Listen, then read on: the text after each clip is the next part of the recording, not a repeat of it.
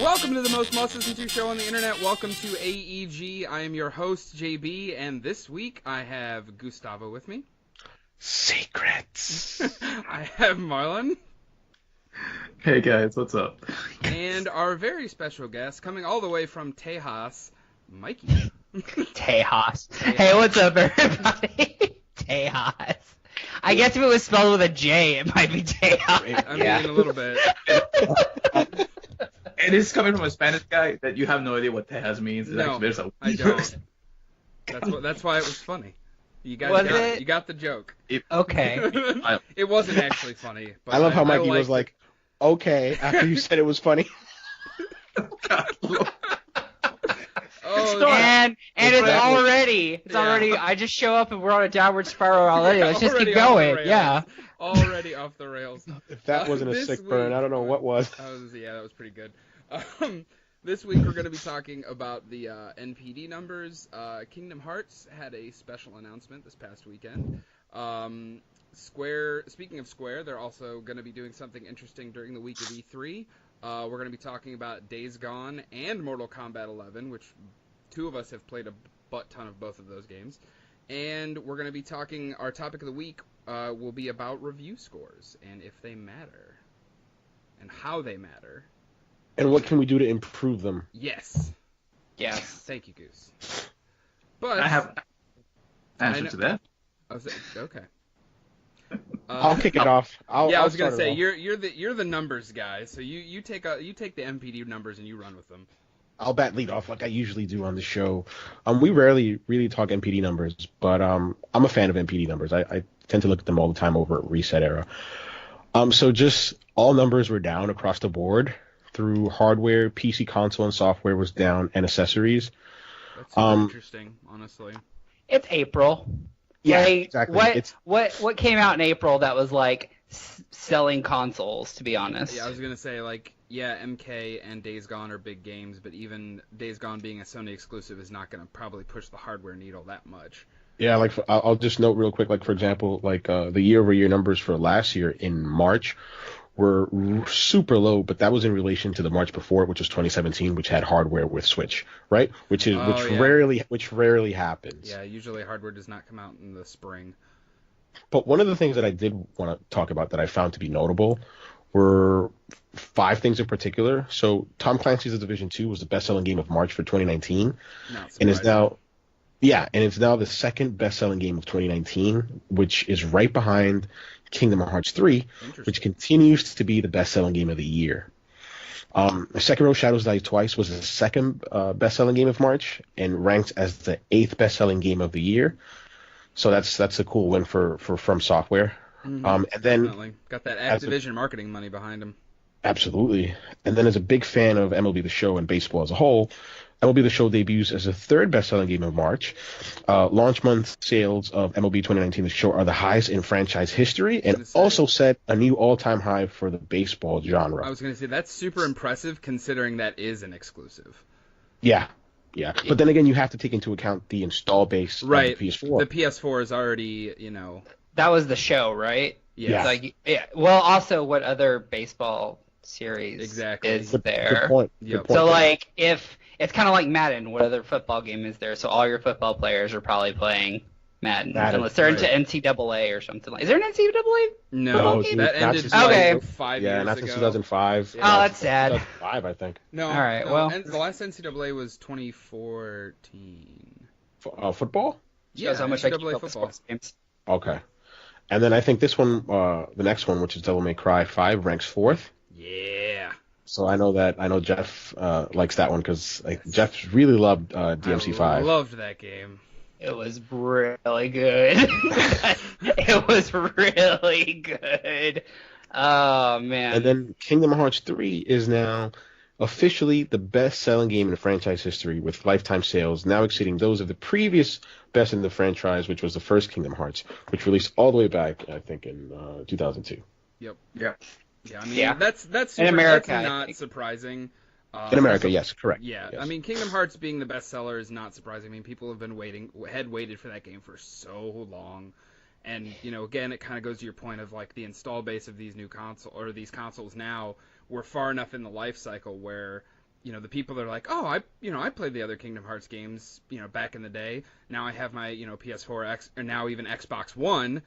That is also a big thing, because a lot of people that did make that divisive switch during, the beginning of this generation, like, they're like, oh man, I have an Xbox One, but I can still play Kingdom Hearts 3. Hell yeah, let's do it. Like, what's so weird though is that there's none of the Final Chapter prologues or whatever, or any of the HD remakes ever made it to Xbox. It's just Kingdom Hearts 3. Right. I'm super surprised that when they did that story so far, when it came out for the PS4, I think it was back late last year. Something like that. Where they did it was like a compilation of all of the ones that they had released for PS4. I'm really surprised that didn't also come to Xbox. There must be some exclusivity with Sony on that. Because of Kingdom Hearts 1 and 2. It's possible. I don't know. Yeah, it's definitely possible. I can see it happening, especially with there's a precedent for this with Japanese developers, like Persona 5 unfortunately never came over to Xbox. I really thought when they announced that expansion that re-release of Persona 5, what was it, last week, I think, that it wasn't also getting announced for the Xbox as well. Oh yeah, P5 Royal, yeah. Yeah. Although I'd love to see a breakdown between the numbers sold between Xbox One and PS4, because we could speculate there's exclusivity there, but it may very well be that just Xbox folks aren't buying the Kingdom Hearts games, and Square could say, you know what, it's just not worth making an investment. That's a shot in the dark. I know that. Right. Right. It's mostly just weird because it'd be a weird stat to track considering none of the games are on Xbox, so you'd have to literally try to figure out who has an Xbox and a PS4 or a PlayStation, who had both systems and then bought it on Xbox instead of PlayStation. That's right. Right. Yeah, that'd be weird. I definitely considered it, but it was one of those things where it's like, okay, I started this franchise on the PlayStation, I need to finish it on the PlayStation. I get that, but if you have an Xbox One X or a PS4 Pro, it's kind of like, if you have the X... Yeah, was my only, kind of thing pulling me in that direction, because, everything... Trophies. Yeah, trophies were a big thing, too. Ooh, trophies, yeah. Or, well, if you're an Xbox person, achievements. Yeah. So, either way... It has a big gamer score. Whichever ecosystem you're locked into, yeah. Bingo, yeah. I tend not to be eco... I just go where the games are, typically, for me. That's a good way of doing it, honestly. But, speaking of Kingdom Hearts, that kind of leads us into our next topic, which, they did a, Symphony Orchestra this past weekend. Yeah. And they announced DLC for Kingdom Hearts 3, which Marlon called it. Yeah, I was gonna say he blew up our Discord as soon as I sent that in there. He's like, I called it, I knew it. Yeah. The thing for me was when Kingdom Hearts 3 came out and I finished it, I go, okay, there's gotta be DLC for this. There's the story ends correctly, but it's a weird way of going about it. And I tell people, oh, there's DLC coming, wait for it. Nah, forget it. It's gonna be a final mix, it's gonna be something like that. No, listen to me, there's gonna be DLC, and nobody believed me. I just didn't think they had any interest in it. But... to me, it's this is the final mix. The DLC might as well just because back in the day when final mixes were made, you couldn't just DLC on a PS2. Right. You had to re-release, which is another reason which makes me pissed off about P5R, but that's a whole nother story. But anyway, Kingdom Hearts, there was so much left out. That I was like, okay, well, you're going to final mix this some way. So, are you going to DLC us and be nice, or are you going to release it 2 years later on the PlayStation Which they 5 still... Yeah, I was going to say, they still might do it on the next consoles. But I don't see why they wouldn't do that. Yeah. They're probably going to. They'll probably bundle all the games again. Right. Well, yeah, like what they did with because they did a digital version. It was the complete experience or whatever, and you got all of the games for Kingdom Hearts. It was $100 or something like that. But I could see Square did the Final Fantasy 15 Royal Edition that had all the DLC, and they completely re-released it with everything in one package. So I could see them, once all this DLC is out, doing something like that and re-releasing it again. I think that would be the best way, so you don't basically screw over the day one fans or the people who bought the game initially. Right. I think you can satisfy both folks that way, where you can release the DLC piecemeal, right? And then at the end, once, like you mentioned, like once those are out, you can just say, hey, listen, we're going to package them all together, and they'll release. I mean, Square's never been shy of re-releasing a game over and over and over and over Absolutely. again. Yeah. Final Fantasy X. What? Yeah. Oh man. Oh, I wish Dalton was here right now. How Isn't many that- times? How many consoles is that game on right now? It's How not many even that systems? good. It's not even that Okay, good. no, 10 is good. Yeah. 10 is good. Okay. All right. It's not Oh man. 10 consoles good. Thank you. I think an argument could be made for that. I agree. I wish There we should had have been, honestly, the there biggest should defender on here. there should be an 8, 9, and 10 bundle. Like if you're really gonna do that to me, you do a Nomura bundle, Right. and That's a you good just one. call it Nomura's Final Fantasies, and you do 7, 8, 9, 10. Yeah, 10 by itself isn't good enough to be sold. I agree. Especially- Well, that's why you Well, get 10 too. Because, I mean, yeah, they released. Well, they just released it on the Xbox. I'm just trolling Dalton hard. I'm Yeah, just I know trolling. you are. There's nothing. Hey, wait. There's nothing wrong with dress sphere changes. That's just job classes with Sailor Moon slapped in. No, that's literally all it is. It's just job changes with Sailor Moon. Like, Thank you but so there's much. nothing wrong with that. Dude, There's nothing wrong with it. I can just hear Dalton right now, like, They just call that a gimmick, okay? yeah. I can just hear Dalton right now. Where the fuck did you find this guy? Like, No, but there's nothing wrong with it. Like, it's cool. I mean, it's just. I like. It's just for me.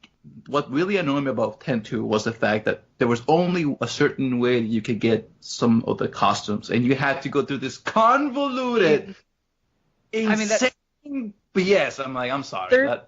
I mean, I don't know why you didn't expect that when you had to dodge 100 lightning bolts just to get the Onion Knight doll from Lulu. Like, I don't know, Final Fantasy is full. Like, does you remember what you have to go through to get Knights of the Round in 7? Like, there's always ridiculous requirements to get the really good stuff. Like, that should not be a shock. For the 200 lightning strikes, I had to do it 3 times. Let's just leave it like that, okay? Well, I'm sorry. I just chose not to do it at all. There you go. There you go. Nothing wrong with that. I just go for Anima, because that's a badass summon, and you just walk away, and you're good. That's all the extra stuff you really need. I'll tell you this. Man. For me, Weird. This is a weird tangent. Sorry, I did a hot take, and it got us from Square God. from Kingdom Hearts to Final Fantasy X. I I mean, apologize. it all kind of works. No, because it's a we're still conversational talking about, podcast, like, dude. yeah, Yeah. we're still talking about, Square, Yeah. because we're, you're good. Well, it's Good. just Square, like, I would not doubt that Square releases this DLC 2 months, and then 2 years later, when the PS5's out, we get what they call Kingdom Hearts 3 Final Mix, plus minus, whatever the fuck you want to call it, plus, I don't know. 74 But- over 8 days or something like that. Or Kingdom Hearts 3 Remind Plus, or whatever, because the DLC is called Remind. Yes, thank you. But what's like this? Kingdom Hearts for the Switch Crystal Won't Final happen. Mix Edition. Yeah, I was gonna say, it's not going to unfortunately like come to there's the something- Switch. Switch can't run that game, dude. Like, Not the PS4 free and anyway. yeah, Xbox One and PS4 already had like there were issues with frame drops. I don't even want to. They'd have to downgrade the visuals as much as they did MK11, but that's a whole nother story. Yep. But yeah, I'm excited for the DLC. Hopefully, because it'll fix some of my issues with Kingdom Hearts 3. Because I'm a ride or die Kingdom Hearts fan, pretty much. But even I can acknowledge that there was problems with Kingdom Hearts 3, even though it's like what I waited for since I was like 17 or whatever, 16, since Kingdom Hearts 2 ended, and you saw the climactic like battle with all those knights going on, or what we know as Terra Ventus and Aqua now. But like, I love, like, Kingdom Hearts 3 when I was in the moment had a great time with it, but then you remove yourself from it and you start peeling it away analytically, you start seeing the issues. And I'm hoping that it corrects some of these issues. I haven't started the critical mode yet, which I hear is like get good scrub, but It needed that, frankly. It was too easy. it is, but now I'm worried that they overtuned it. Like, you know what I mean? Where it's like I didn't Corrected. Like the battle Well, system may not support that type of. people always said, like, and I disagree with the statement, by the way, before I go off on it, but, like, well, if you wanted difficulty, do 0 XP. And I'm like, fuck you, I want my abilities to look flashy. Right. Like, you should balance the game around the abilities you get, not handicapping yourself. Yeah, like, the combat in that game is fucking gorgeous. Like, you know. It's just sad 3/4 of the game is, like, not the game they wanted you to play, and the last quarter was actually the game they wanted you to play. And even then, they fumbled the last quarter with one character that I'm not going to talk about because spoilers. But anyway. We had a spoiler cast. You're good now. I mean, it's been, what? Well, yeah, but we're not on a spoiler cast. Actually, 3 months to the day. I know, but I give a year on, like, games like that. Waiting. I like Mikey. Mikey's my type of guy. I like him. Yeah, because I hate spoilers too, dude. He's straight to the point. Hashtag fuck people that spoil shit the day after it launches. I'm looking at you, Game of Thrones Twitter. Yeah. Yeah, I'm glad I watched it live because my buddy on Facebook literally spoiled the ending like 10 minutes after it was over. Like, there were GIFs on Twitter as the shit was happening. Jesus. I'm like, how? How do you? I don't. Endgame was spoiled less than the last night's episode of Game of Thrones, which is ridiculous. But anyways. Yeah. Both things were good though. Oh yeah, totally. Endgame Before we move on from Kingdom Hearts 3, is there anything in particular that you'd want to see corrected or added to? Yeah, like what with the DLC? Yeah, that's a good idea. Like what are your expectations for it? So here's the things I want. I want to see the forest. I want to see the forest that Lee and Kyrie were in. I want to see more of that. I want to see the ability to turn off attractions. Yeah. I want to... You know what? The attractions were really dope if they were like how the train was. The train was perfect. You only saw it twice. It happened at really big events, and that was it. Yeah, like I being wish able to spam them is... If every boss ended with an attraction... That would be how you use that mechanic. Yeah. Not have it every single time, just be there. And then have abilities that let you do it even more often. Like, make 0 XP runs even more boring, please. But anyways. I would also... I don't know how you fix the ending for me, though. That's my problem. Because here's the thing. I feel a lot of resolution in the endings. Like, with certain groups, but I feel like the main group gets royally fucked, and I'm just like, yep. Yeah. They're the main cast. Why are you ended so well in Kingdom Hearts 2. Like, Kingdom Hearts 2 actually ended perfectly. If that was the end of the series, great. But, like, the way that you're just like, the way Kingdom Hearts 3 ended, just like, why? Why are you doing this? You chose this route. Of all routes to go down, you chose this. And that's how I feel about it. For me was that the fact that I busted my butt with Sora through the entire first one, second one, third one. I wanted some resolution. I wanted that final scene with him and Kyrie. And I'm going... And you know what? And you know what? You got it 5 minutes before the final battle. I was like, huh?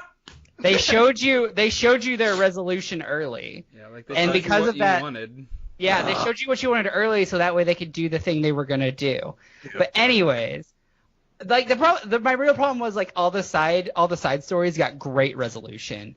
Terra Aquaven, perfect. The Twilight Town gang, perfect. Destiny Island gang gets just ripped a new one, and now they're just tormented to do this shit all over again. It feels like. But anyways, I've ranted about my Kingdom Hearts feeling.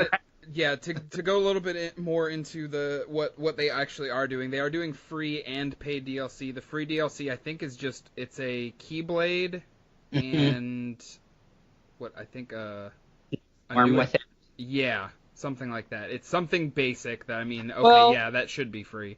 And they gave us critical mode for free. Right. I mean, they didn't have to do that. No, Everyone would have been pissed the fuck off if they didn't. Yeah, like, oh, hey, you want critical mode? Here, give us $5. Like, no thank you. I mean, they couldn't just not given us critical mode and saved it for whatever final mix, blah, blah, blah, blah, whatever. You know what bugs me, though? A lot of people have really rosy-eyed glasses about the original Kingdom Hearts 2, and they don't realize final mix actually fixed a lot of crap about Kingdom Hearts 2. Mm-hmm. Yeah. I mean, the thing about Kingdom Hearts 2 that really annoyed me was the camera system at times, the fact that the bosses could be some ridiculous BS when they wanted to be. And when Final Mix came out, and I'm playing this, I'm going, I don't remember the game being this less janky. I'm like, okay. They fixed a lot in Final Mix. They made Final Mix actually feel like an action game, which Kingdom Hearts 3 sadly doesn't feel like an action game. It feels like a attraction game. No,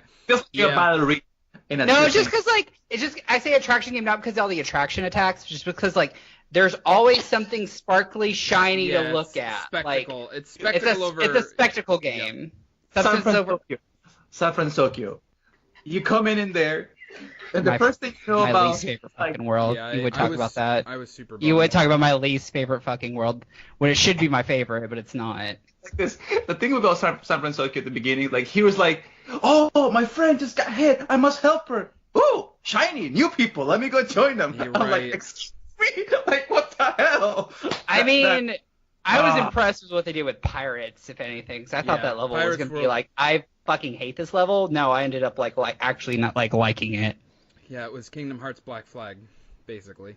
I mean, I don't hate that idea. Nope, me either. There was one boss battle in there though that was a little annoying, but whatever. But with the paid version of the Remind DLC, it's going to be an additional scenario named Remind, a new limit episode and boss, a new secret episode and boss, and then an English voiceover option, a VA option. For the Japanese, because the Japanese voice game I don't think had English dub for some reason, which is weird because normally it does. Yeah. But yeah, no, I heard rumor that it's gonna focus on Shion a lot because you're remind. We have to remind people Shion and what she went through and that she actually exists now. But that's just rumor mill shit in the Kingdom Hearts stuff. But we'll see how it goes. I'm excited to play more Kingdom Hearts. Obviously, at the end of the day, it's more Kingdom Hearts, and I'm excited for that. But yeah, I hope that they don't. I hope we get more of this than just this one little episode. So. Yeah, I would like more, but I'm content, but I don't think they can fix my disappointment. Yeah, you know what I mean? That's right. It's more of the. You don't have faith in them pulling it off. Yeah. Well, I feel like the disappointment that I can sense from what you're talking about, they can't really fix with DLC. That's not something that's it's not like a patch that you can put in to make the game better. I need a whole game to basically fix what they did. I need a whole game about one character, and everybody who finished the game knows exactly what I'm talking about. I feel like I do, but I'm not 100% sure. There's one character who got dicked over in this game more than any other character, and they need a game to redeem themselves. Whether it's a side game or not, I don't care. You need to fix this character. I feel like you're talking about Axel. It could be, but it could be the other person. Axel also deserves to have time in the light as well, as dicked over as he was. Help me out here. I'm trying. There's another character who got dicked over way harder, I feel like. Marlon's face. I could go with Roxas, but then again, I'm like, Okay, we're just gonna. Kyrie needs a fucking game. Kyrie needs a fucking game. They gotta fix that bitch. You're telling me you hyperbolic time chambered and that's all you were good for? I'm sorry. Anyways, we're continue. Let's go. Okay. Moving on from Kingdom Hearts, man. Look, I'm like, I don't want to talk about it. I don't want to hear it. She's just literally eye candy for every Kingdom Hearts fan out there. She's not even eye candy. She's not even a good love interest. But anyways, she's 15 years old. What eye candy are you getting out of that? Oh my God. If you're looking for eye candy, it's Aqua. That's your eye candy? Why? What? 15-year-old girl? No? Oh, my God. I think we just learned something about Marlon that we probably didn't want to know. I think what I meant to say was that she's the sweetheart of the Kingdom Hearts. Everybody's like, oh, she's the little sister. Nobody wants to. Cool. Look what they did with Shion. Was Shion a sweetheart? No, she kicked ass. Was Aqua a sweetheart? No, she kicked ass. Was Kyrie? Fuck, she just got wrecked. Damn it. Like, come on. Throw me up. Throw me. And they have to fridge. And again, fuck it. I'm just gonna. They did the women in the freezer bit. We have to kill the girl to motivate the man. Seriously? Again? This is what we have to do the women in the freezer bit again? Nomura, you just did this in Final Fantasy 15. What the fuck? You had to do it again? Oh, this is beautiful. Beautiful. This is fantastic. I'm so sick of women having to die to motivate men. It's stupid. So, that was beautiful. So, speaking of Square, Sorry, I got on. Let me get on a soapbox. No, let me get on a soapbox. Let me talk. You are 100% fine. So I'm in a phone box of emotions right now. Let's leave it like that. So Sony is not going to be at E3. Yeah. So they have an open time slot on Monday night, and Square Enix, of all the companies, stepped up to take that spot. Which is super weird because last year their show sucked ass. Yeah, but you know why though? They're gonna have something. They have to have something big to talk about, or else they wouldn't. It's like they have this big title that'll sell that will everyone lose their shit over if they actually saw gameplay and actual visuals of it and it was actually running on something. Does it rhyme with Schmeinel, Schmanish, me, Schmevin? It might actually rhyme with Schmeitel finishing. I was thinking Avengers. I was thinking that Avengers game. I mean, they got that I didn't too. even think about that. They could easily capitalize on the Avengers hype. I mean, it's only a month or so removed from Endgame, so. But let's be honest. Let's be honest, it's gonna be they're gonna end that show with some gameplay of Final Fantasy VII Remake. If you're gonna take Sony's prime time slot, you're not gonna show some shitty fucking CG trailers that you did last year. We're gonna show the Quiet Man DLC. Oh man, that showing pissed me off. Yeah, we're gonna show minorities and they're the bad guys. God. How deaf was Square? Lord, I'm gonna laugh my head off if they actually decide to do the show and they put Final Fantasy IX remake. Where's 7? Yeah, about that. We skipped that. We're gonna do 9 instead now. Well, I mean, that game's in developer hell right now because it was being worked on by like Tri-Ace or something for a while. Was it 2015 the last time we saw that? Yeah, but like Nomura was doing KH3 and 7 at the same time, and I'm like, guys, he can't. He can't do both. He can't finish one game. Why are you y'all pulled him off 15? Like. He couldn't finish the Fabula Nova Crystallis series. What made you think he would do? I don't think that man can. I mean, that man can't finish much. I'm actually pretty worried about 7. I mean, they pulled him off of 7. They pulled him off of 15. He worked on Kingdom Hearts until completion. And then there was a sort of like a little bit of a problem with the development of 7 because they showed off gameplay initially, but that was through CyberConnect. And then there was something that came out. Something that came out a couple months back where Square said, hey, CyberConnect isn't developing this game. We're moving development in-house. What does that mean for that game? Did they start all over? Did they start from scratch? I mean, it's typical Square, to be honest. I mean, to me, that means that I would rather them pull it than them throw out a half-baked. And plus, at first, we thought it was going to be episodic.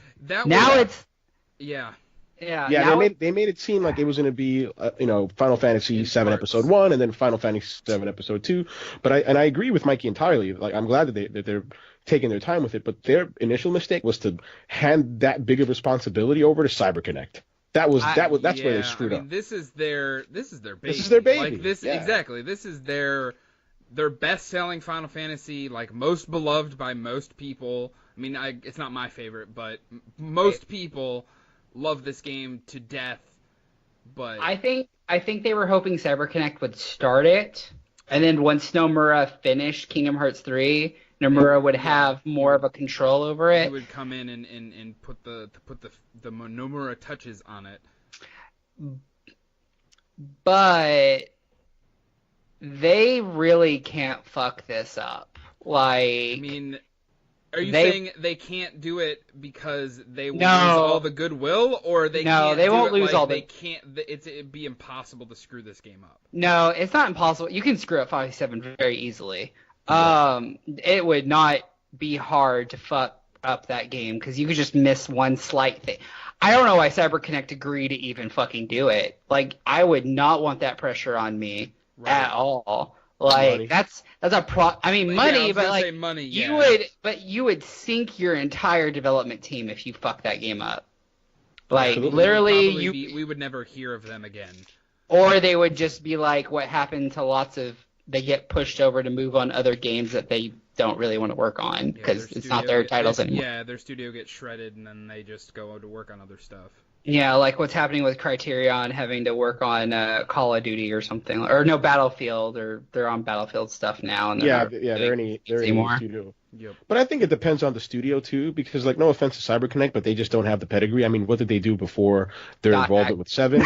Exactly. Yeah, nothing that I know of. Like I've never heard of them before. Hey, but .hack, Infection, Mutation, Quarantine, and Outbreak, Quarantine. Those were solid PS2 RPGs. I was gonna say that's about it. They were good games. I don't talk about GU. I think going back real quick, but if Square would have come out and said, "Hey, listen, Bluepoint is working on this right now," that's a name that's a developer that's got some pedigree in that realm of making remakes and remasters. They know how to take the game and make it look pretty again, but I think what they're looking. Have you tried to play Final Fantasy VII again? I haven't. I did when it came out for the PS4. Like it's probably rough. It feels dated. I'm assuming well, not just visually. The ATB gauge, while it was great for its time, and the materia system was great for its time, that shit's rough. Like nowadays, so that's why they were going for that real-time action gameplay, because they thought, man, if we shove out ATB gauge plus broken materia system. Even though that's what we think everybody wants, and that's what everybody says what they want, do they really want that? No, I agree, but that's that's the job of the developers to straddle that line and find out, hey, what can we iterate on and what can we make better, but also respectfully calls back to what was before. But that's why I don't think Bluepoint can do this, because Bluepoint just takes what's there, refines it, makes it prettier, and then just shovels it out. They tweaked Shadow of the Colossus a little bit. Yeah, because they had to make that game more playable for a modern era. Right, but they didn't drastically change it versus that's also a PS2 game versus 7's a PS1 game. Right. So I think that's a huge leap if Bluepoint got their hands on FF7. I'm looking forward to it, but I'll be honest, I have no faith in this game living up to expectations. Oh no, the expectations are so far beyond what this game could live up to at this point. We have expectations back when it showed off on the PS3 tech demo. When that music hit, the crowd went insane, and then everybody's mind started racing. Oh god, what are they gonna do? And then it's just cascaded from there. If Nomura can just work on this game, though, just one fucking game, but have someone. I know Tabata isn't with Square anymore, but if they had somebody just watching him, just to monitor the progression. I don't know who. Yoshi P is too busy making 14 amazing. Yoko Taro is getting drunk off booze somewhere, and I don't know who would watch him right now. I'll be frank. I don't even think Nomura wants to work on it. We think that he does, but I don't even think he does. I think these are creatives. These are folks who work on something and they move on to the next thing. And this is. Well, yeah. Do you think?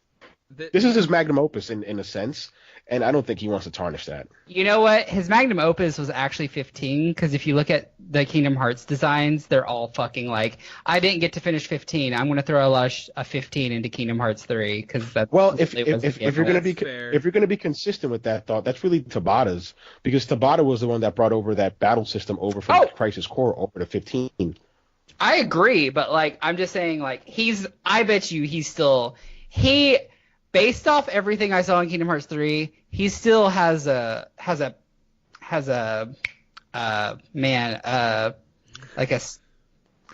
a Yeah, well, no, he's like holding on to something that he should be letting go, and I can't remember like a phrase that would go like with that, but like he's angry. I bet you he's still upset that he didn't get to finish 15 because that was supposed to be his opera. Yeah. Yeah, The damn yeah, fine that one makes to sense. boot, honestly. Well, Tabata's Not because of 15 him. was a Yeah, no thanks. exactly like Yeah. that's the thing. Like we'll never know what Versus 13 was really supposed to be. We got Final Fantasy 15, and that's what true. Tabata's We do was. we a do fair know that point. it always was supposed to be a real-time based battle system. That for sure we Correct. do know. Yes. So they did stick to that. Yes. But we'll never know what Versus 13 was really meant to be. I've wanted to. A part of me has wanted to go back and play 15 again. Well, the DLC of Arden just Right. That's kind of the point. That's kind of why I wanted to go back. Because I never played any of the DLCs. Man, Have you Dalton is gonna heard- listen to this and he's gonna regret not being on here. Dude. Have you heard about all the Aranea stuff that was supposed to happen in Aranea's DLC? I There was, like- read, I read they were talking about like because that was one of the ones that was canceled, wasn't it? Yeah, Aranea's DLC was canceled, Luna Freya's DLC was canceled, and then a Noctis DLC was canceled. Was They that after Tabata left though? Yeah, pretty much, yeah. Like they Okay. basically are like, oh, Tabata's gone, 15's done. We're gonna do Arden because Arden was like It was Basically- probably like 90% done. probably. But I'll say this: that type of business model where the narrative is continually changing was very interesting to me. As someone who didn't play 15, the thought of the game changing, through DLC content in a narrative form, not just PvP based. Although they did add a PvP mode, I think called Comrades or something. They did. But independent of that, I thought that was a really cool business model. Yeah, because didn't like Prompto's DLC like it was like a snowmobile like racing thing. Third person shooter. Right. Yeah. It was like different gameplays for each basically character. But the problem I have with it, and it's kind of what I have a problem with P5 Royal and why I've not played Persona 5 all the way through, is because when Persona 4 Golden came out, I had played Persona 4, and like ever since like I played, and there also was P3 Fez. And Yeah, there's a P3P. precedent for that from Atlas. There's- exactly. So, but I hate that in a sense. I get why they had to do re-releases for PS2 games. Like, I get that. But doing re-releases, I appreciate 15 for doing DLC that way. It's just a tough thing to do because it's like, I am very much, I play a game, I'm done, I move on, and then I'm on to the next thing. But that's just me personally. That's Like- 100% the same way. And So, that's what like- the publishers are trying to fight against. Actually, they're Right. trying to fight against players doing that, I've whether bought a- whether you may personally or Yeah. Right, I've bought and a I lot get of that. games where I've bought the DLC for it, and I just never went back to play it. Well, like, I'll go, like, if it's a series that's important to me, I'll do it. But, like, the last time this has worked out for me was the Frozen Wilds for Horizon Zero Dawn. Oh, that was And- a That was a good DLC, though. That was a great DLC. But, like, the problem is if they did a P4 Golden or whatever to Final Fantasy 15 or whatever, like, which Where is they different. re-released it with like all the moving parts and Well, stuff like that. they add a new character and you have to play the entire game. The only thing that makes it worth it for 15 is I don't have to play the entire game. I just have to play like those. The fact that they separated the episodes, Yeah, because you it can was just a straight great up idea. like go into the main menu and just pick which episode you want, can't you? Yeah. Bingo. Yes, exactly. So I like how they did that. My problem is like, but like I played 15 so long ago and I have all these other games vying for my attention. Like I just can't play everything. I hear you. Like I I hear just that. can't. And like, But do you still feel like you're missing? Like, is it one of these things where you're like, hey, I just don't want them to release anything because then I personally feel like missing out? No. Or is it just like, hey, it's gonna come out, I'm not gonna be able to play it, it's fine, I can just move on. if it makes other people happy, I don't care. I don't want to impact other people's happiness just because it's like I don't want to play it again. But like I do feel like I'm missing out. But like I feel like I just have to make that sacrifice. Like I have to deal with the fact that I am missing out. But like I also have to be with the fact, well, then other people are missing out on the other games that I'm playing that they might not be because they're Exactly. busy with the DLC. It's like as you get older, like time. You gotta make choices, yeah. When you're younger, money is the dominant thing. Time isn't. But as you get older, time becomes the most My valuable resource. God, truer words have never been spoken. Like That's just jeez. how it is. Like when you're Yeah. young, you have to be really frugal. But like when you're older and you know, maybe if you make decent money and you can stay afloat, like you can buy whatever games you want, sure. But are you really going to be able to play them all? I have been yelling about that for what? And then we take solace in comparing our backlogs. No, mine's bigger. No, mine's bigger. Do we? Because I cry when I look at my Steam thing and I look at how many games I bought that I've never fucking played or touched. I have like 0 hours on them. I'd say that my PS4 library is even like that. There are many games where I'll buy that. Sure, why not? And then just never, ever touch it. So. It's funny. Looking back on my PS4 backlog, my PS3 backlog. You don't have. How do you even have a backlog, Marlon? Well, a certain game took a lot of my time. Yeah. Like that. It did? Yeah. A certain game that we haven't spoken about in like a month and a half? Dude, I've been there. I missed an entire year of gaming because I played nothing but Final Fantasy 14 for a while. Final Fantasy 14 ate my life away for a good year. And there ain't nothing wrong with that, buddy. Ain't nothing wrong with that. Look, if I had this thing with me Final Fantasy 14, that would have taken my time. I mean, because that game is just great. I would love that game if I didn't have to pay a subscription fee. Like, that's literally my biggest barrier for that game, because I played a ton of it when it first came out. You know what you do? Just don't buy you pay you pay for the subscription fee, you burn through story, but then you just come back every patch and just pay for that month, and you can normally finish the patch in like 2 days and then do the side content. You just have to be okay with not getting in-game gear and doing savage raids. But that's a whole nother. I'm okay with that, honestly. I like the name of that, Savage Raids. Have any of y'all played 14 before? I did when it originally came out, and I played. Oh, did you play Realm Reborn or before they blew up the world? No, I played Realm Reborn. Okay. Because I was like, are you that OG? Did you play before Realm Reborn? No. Because God I help wanted you. to. God help you. I think Daniel Dwyer made a documentary on like the development of that game and like how they just remade it entirely. Go watch that no-clip documentary, It's man. so good. It's so that good. 14, oh man, the video images of the world actually as Bahamut comes down to blow it up, like in game. I mean, it's crazy to think people still play from back then. Like I started with Heaven. I started like a little bit before Heaven's Word came out. That was where I picked up. I played through Heaven's Word. I did not. I think I bought. What's the second one? Stormblood. Yes, I bought it, but I never actually. Speaking of You're things, not missing.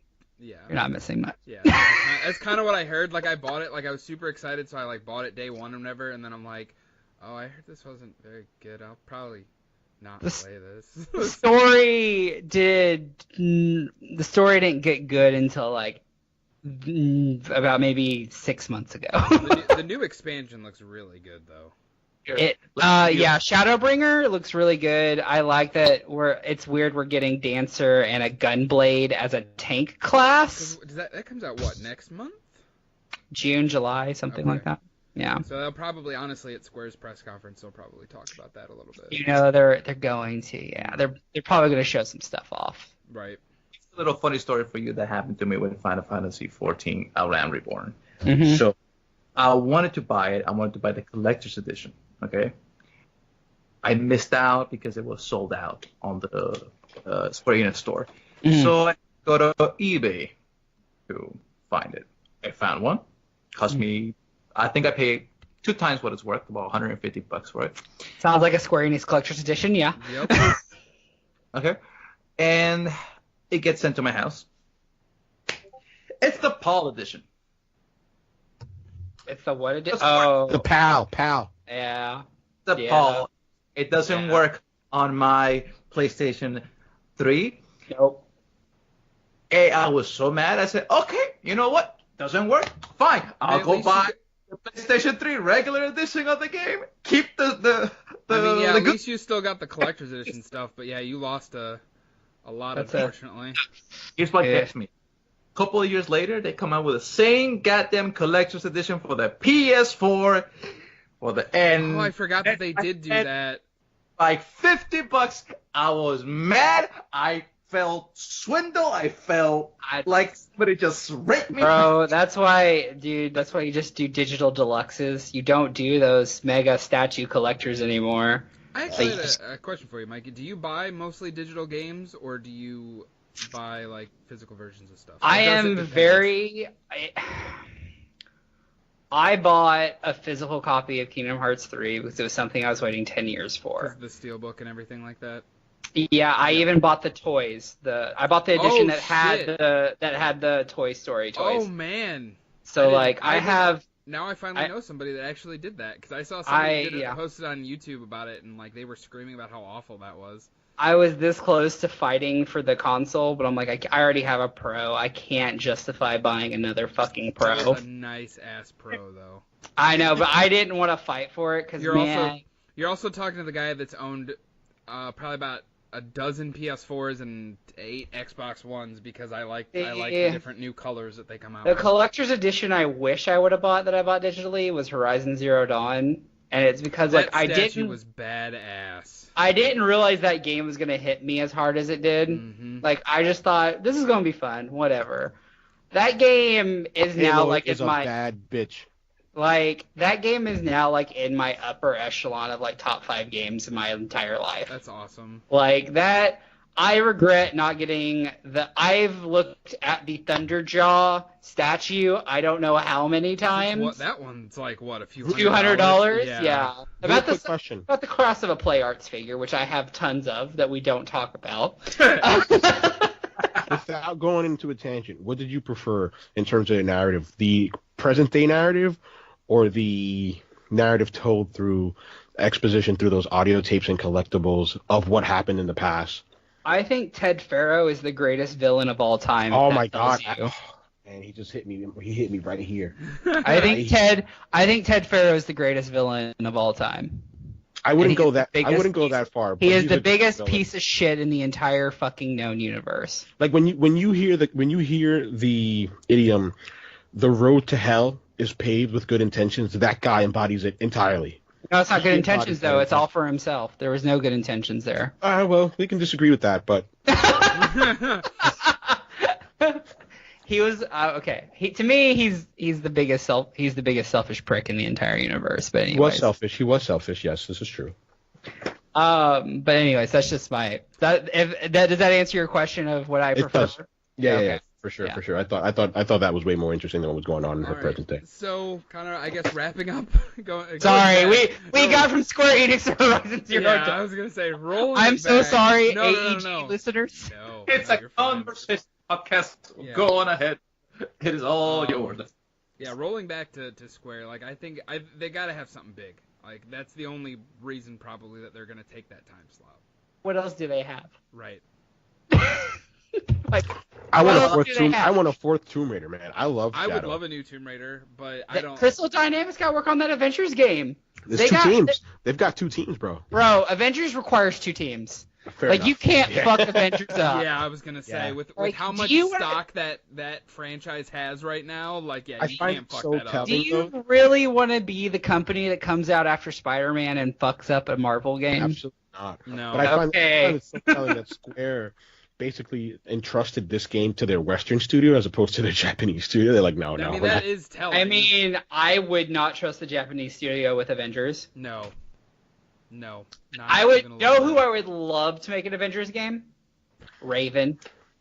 Ooh, Raven, man, but they're mired doing Call of Duty work. I know, but like, do you remember X-Men Legends?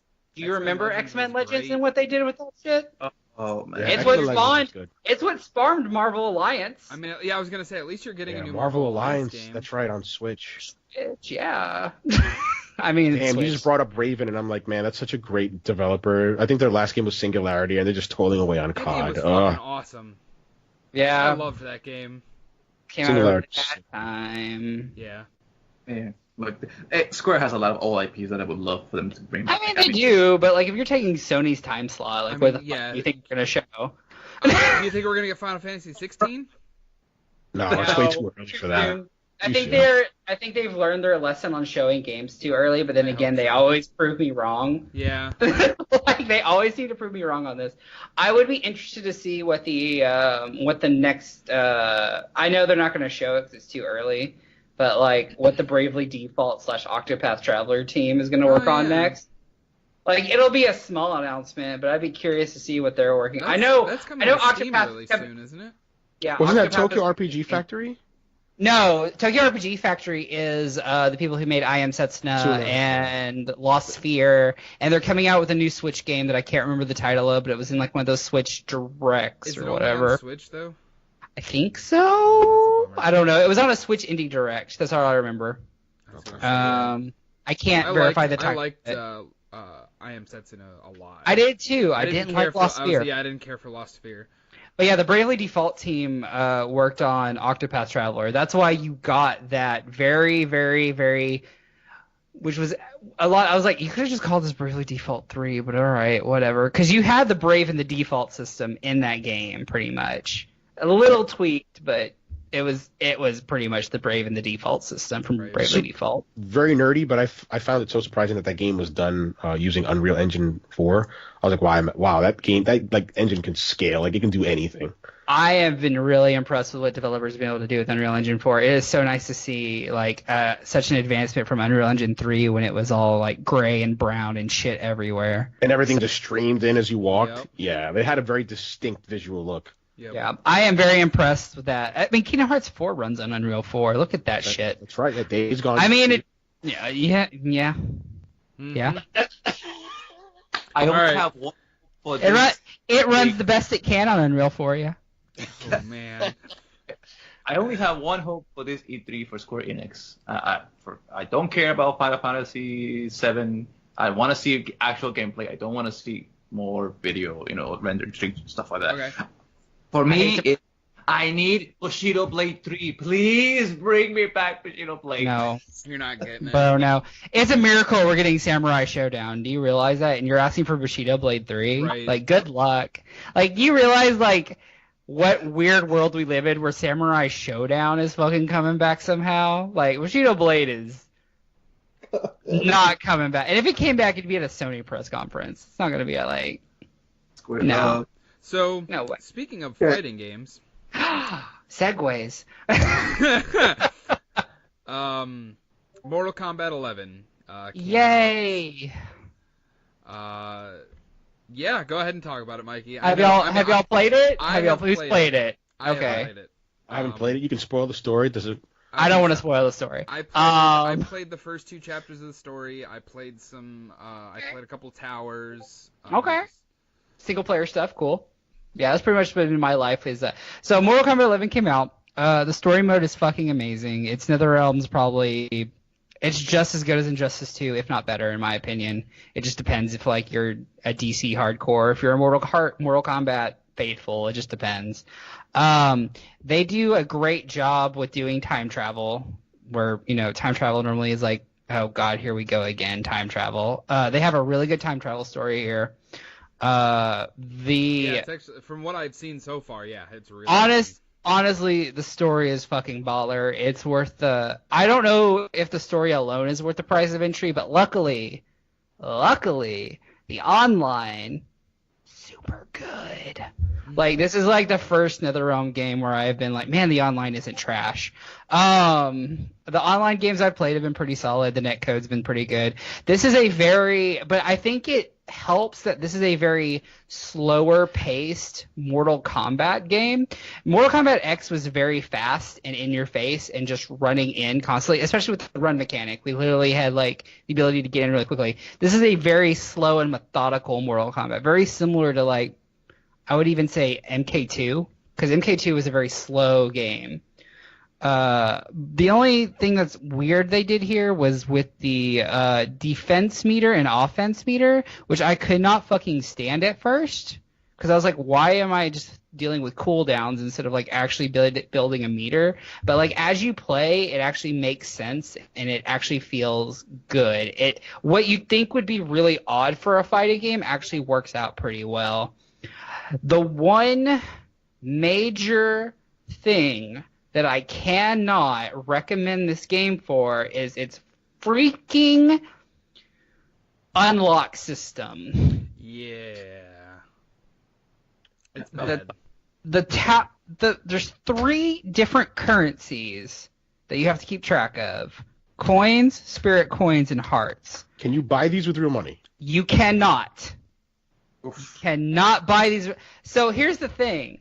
This is the one time I would love to give NetherRealm like $50 and just unlock everything. Never have I been like, please give me microtransactions before. Don't tell them that. Like, Don't tell them that. But like, Right, I'm gonna literally, have to cut that part out. I mean, you can, but like, I'm telling you, the grind is real. Like, literally, while we're doing this podcast, I have a AI bot running through tower, earning me currency, because, like, the crypt. Okay, so there's this thing called the crypt. This is where like you go to spend this currency at, basically, where you open chests and you can. So basically what happens is in the crypt, everybody's crypt is the same. Everyone has the same content within the crypt. So everyone earns the same stuff. But where so like I'll open a chest and there could be like a Raiden skin or something. JB, you could open that same chest and it could be icons and other shit. So while if both of us cleared the crypt 100%, we would all have the same stuff. It's randomly generated where that shit's gonna be. The only things that aren't randomly generated are the heart chests. There is a heart chest for every character that will never change where it's located.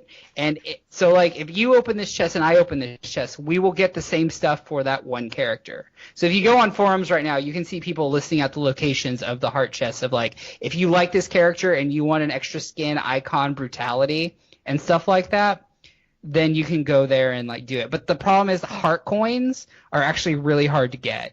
At least that was before the patch today. There was a patch that dropped today. I haven't tested it out fully to see what the currency drop is. So all this could be like, maybe currency isn't so bad to get anymore, but I can't speak or deny. I can only go based off my experience of what I played so far.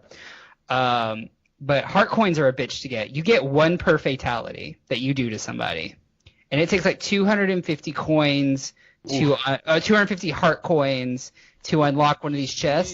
Jesus. Now here's where the Towers of Time come in. So the Towers of Time rotate out like every so often. There are some towers that are 24 hours, some towers are 12 hours, some towers are like 5 hours, 6 hours, whatever. They just, it's kind of like a mobile game. Kind of like there's just random events that just pop up. Those events will hold like gear, brutality, skins, items, consumables for if you clear that tower, and you'll also get currencies from that tower, like spirit coins, heart coins, and just regular coins. The problem is the towers are challenges with modifiers to the battles. Like, for instance, one character could just be like, this is an armor battle. Like, he has super armor. He doesn't get stunned when you hit him. Or they spawn missiles randomly. And those missiles used to be unblockable. This patch just came out. The missiles are blockable now, so it's not so bad.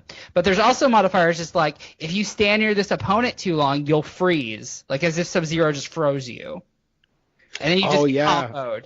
I read about that. There's another one where, like, if you're too close and you can get electrocuted, you can get poison. Yep. Yeah, so I've read about that. So as a person who's playing a lot of grapplers in this game, I had to basically pick a whole new set of characters just to do the towers. The only nice thing... Does it feel cheap? Before the patch, this patch is supposed to have reduced the AI difficulty. But yes, sometimes the modifier, like, I don't think the problem was with the AI. I think the problem was with some of the modifiers just are not fun to deal with. Missiles, okay, cool, I can deal with that. Calling in assists from characters, okay, I can deal with that. If I'm near the opponent and I'm taking dot damage just for standing next to them, it's kind of not fun. That means I have to basically play Katana and just throw fans all day, which isn't really fun. That does not so that's why. But that's it where sounds tedious. Exactly, and that's where the AI bots come in. So what you can do is, like, you'll unlock gear in this game as well as you do Towers of Time, Crypt, and other things, which I'll get into later. There's these AI things. So you can create a character. You can basically take a character, modify their AI settings, and what I've done is I've been, like, 100% rushdown, like, combo heavy, and maybe a grapple if it's a grappler, or if it's a zoner, add some zoning points so they'll actually throw projectiles. And basically you can have an AI bot run through the tower for you. Now that's not guaranteeing they're going to win, but they'll attempt to do it for you, and that's kind of what I've been doing is like if up to a point I'll let the bot do all the hard work, and then like once it gets to a point where it can't do it anymore, I'll take over the controller then. That sounds like a total failure in game design. I mean, just the fact that you have to literally not play the game and run an AI bot in order for you to get certain collectibles that you really, really want, instead of them focusing on, hey, we're going to give the player a clear shot to whatever collectible he may or may not want, which you can't do because you just said it's random. Bingo. And the fact that it's so tedious, that sounds like a big oversight. Yeah, I have spent more time with my AI bot playing this game than I have been playing not good. the game. No, it's not. It's real rough. You want it? Honestly, I appreciate this patch, but it doesn't actually fix the core problem. The core problem is really, let me spend currency. I don't care which one. You can make it heart points. Make it the hardest currency you could make it. Give me the option to spend currency to go into my character and be like, I like that skin. Spend currency on that skin. Right. Let me actually... Loaded. Yeah, like it's just, and then Towers of Time is still random too. There could be towers up that like are for no characters I really care about. Now, question. I'm gonna cut you off here, but I'll ask this. Okay. So you're basically saying that there's loot that you can get, but my question is the following: if you get repeatable loot, like more than the same drop, can you break those down for currency? And if you do, is it worth the return? I have never gotten duplicates, so I don't know if duplicates are possible. Gotcha. I have, as far as I know, they're not. Because of, so if a tower duplicates, so I've seen this, a tower has come up twice. It'll instead of like giving you the reward, it'll just say you checked off the gear you could get from this tower, but it gives you like a different set of rewards you can get, but it's all like consumables, and currency basically instead. Oh, okay. And when I say consumables, that means like items I can take into the tower to fight other things that have like stupid modifiers. So like I could also have my own stupid modifiers. I can equip, like I could summon Shao Kahn for an attack or something like that as like maybe my modifier basically. But if I use it and I lose on certain towers, that item's gone. I have to then use another item or something like that. So like it's not like I have infinite, once I have this item I can keep using it over and over again. I have a finite limit of how many times I can use this modifier. I'll be honest, it sort of sounds like NetherRealm. Just the fact that you started off by saying, hey, let me pay you, it sounds like they're like, hey, we're going to design a system where it's so hard where they will literally be begging us to pay us to get this stuff. If I could just pick the things I want, like, I would be fine. Like, if there was a way, the problem is there's no way to, even in the store is random. Every day, random items get put up in the shop where you can use real world money. But, I mean, there's no guarantee, like, in the shop that day that you're going to see something you want. Gotcha. So it's like, they even don't want you to use microtransactions. Right. Like, and you earn that microtransaction currency too while you're playing the game. Not much, mind you, but like enough to where like eventually you could buy something if you don't want to. But basically the 3 ways to unlock things is Towers of Time, the Crypt, and you can do what's called AI online battles, where you basically pick 3 AI online characters and battle someone else's AI characters.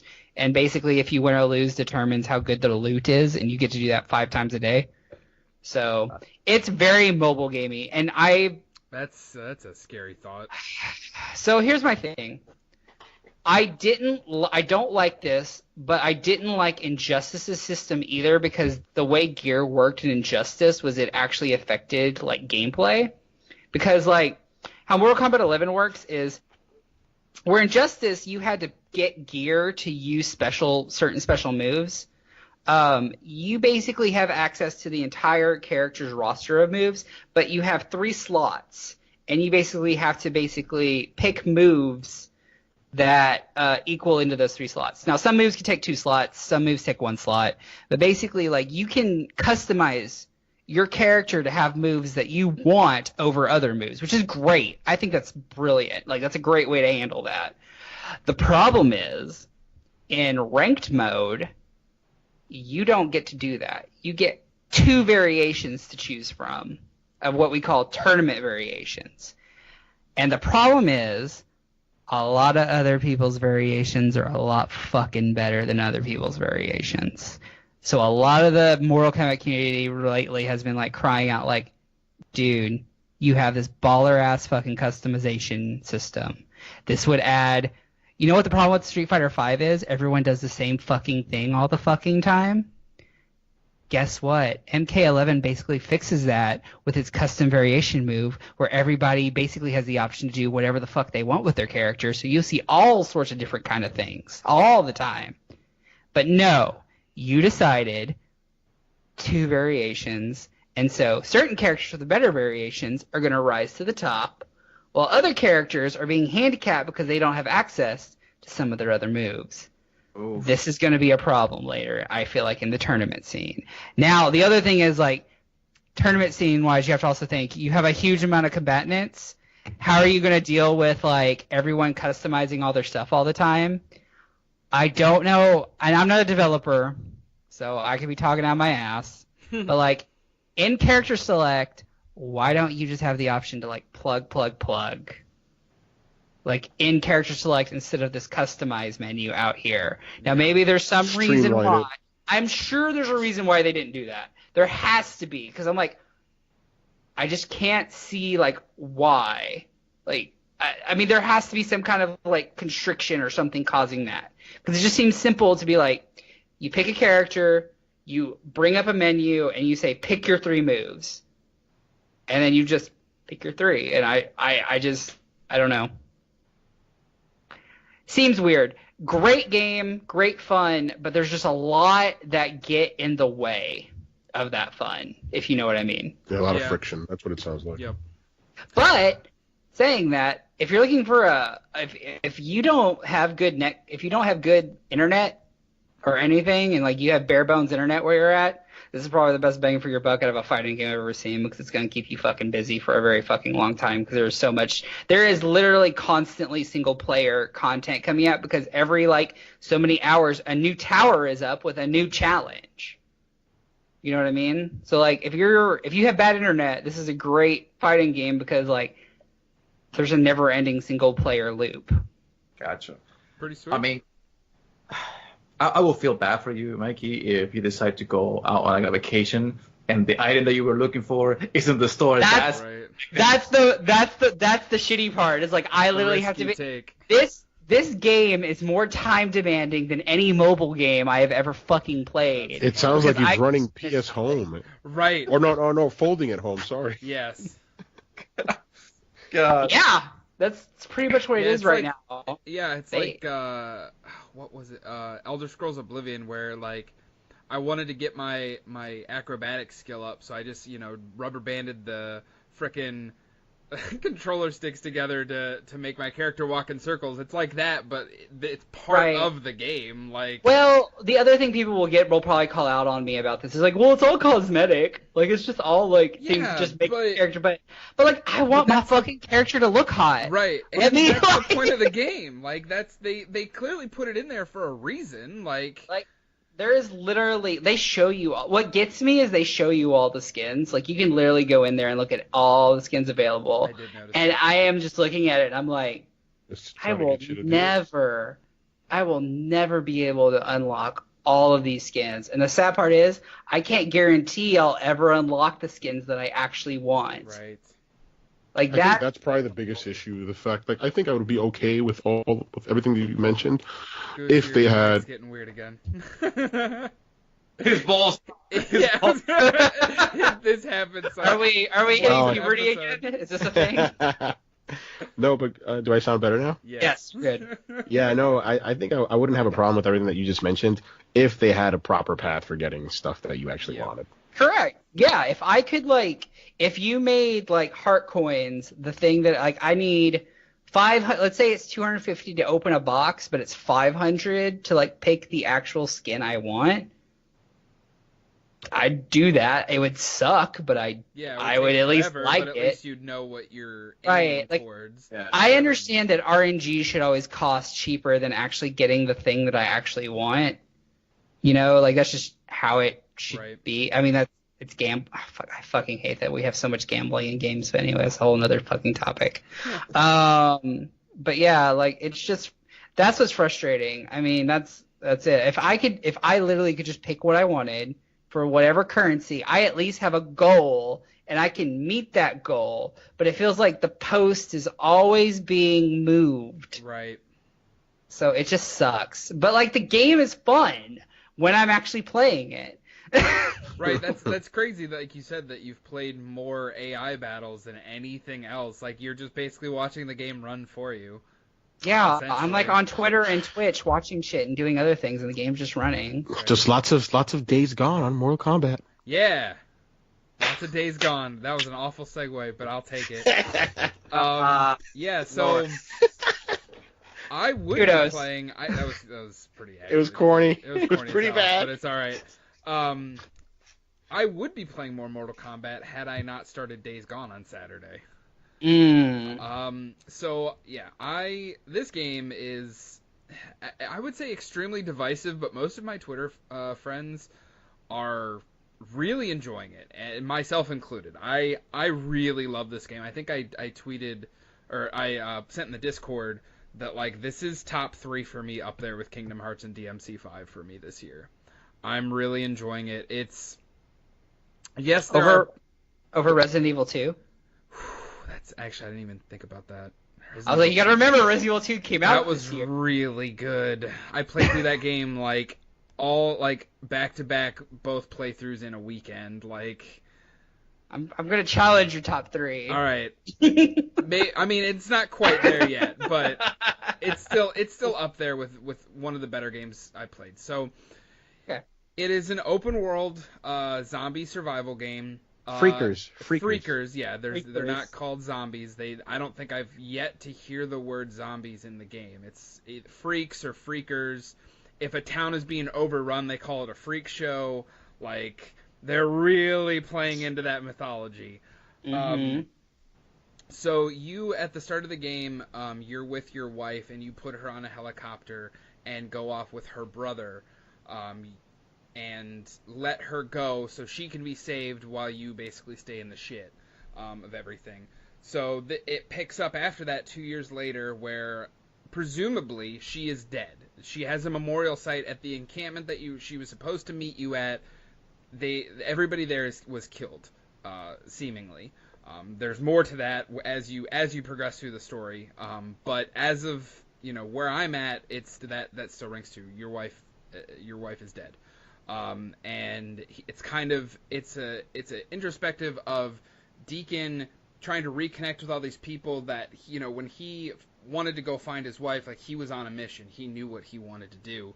And so it's kind of it's a introspective of him as a person, as well as trying to survive in this world.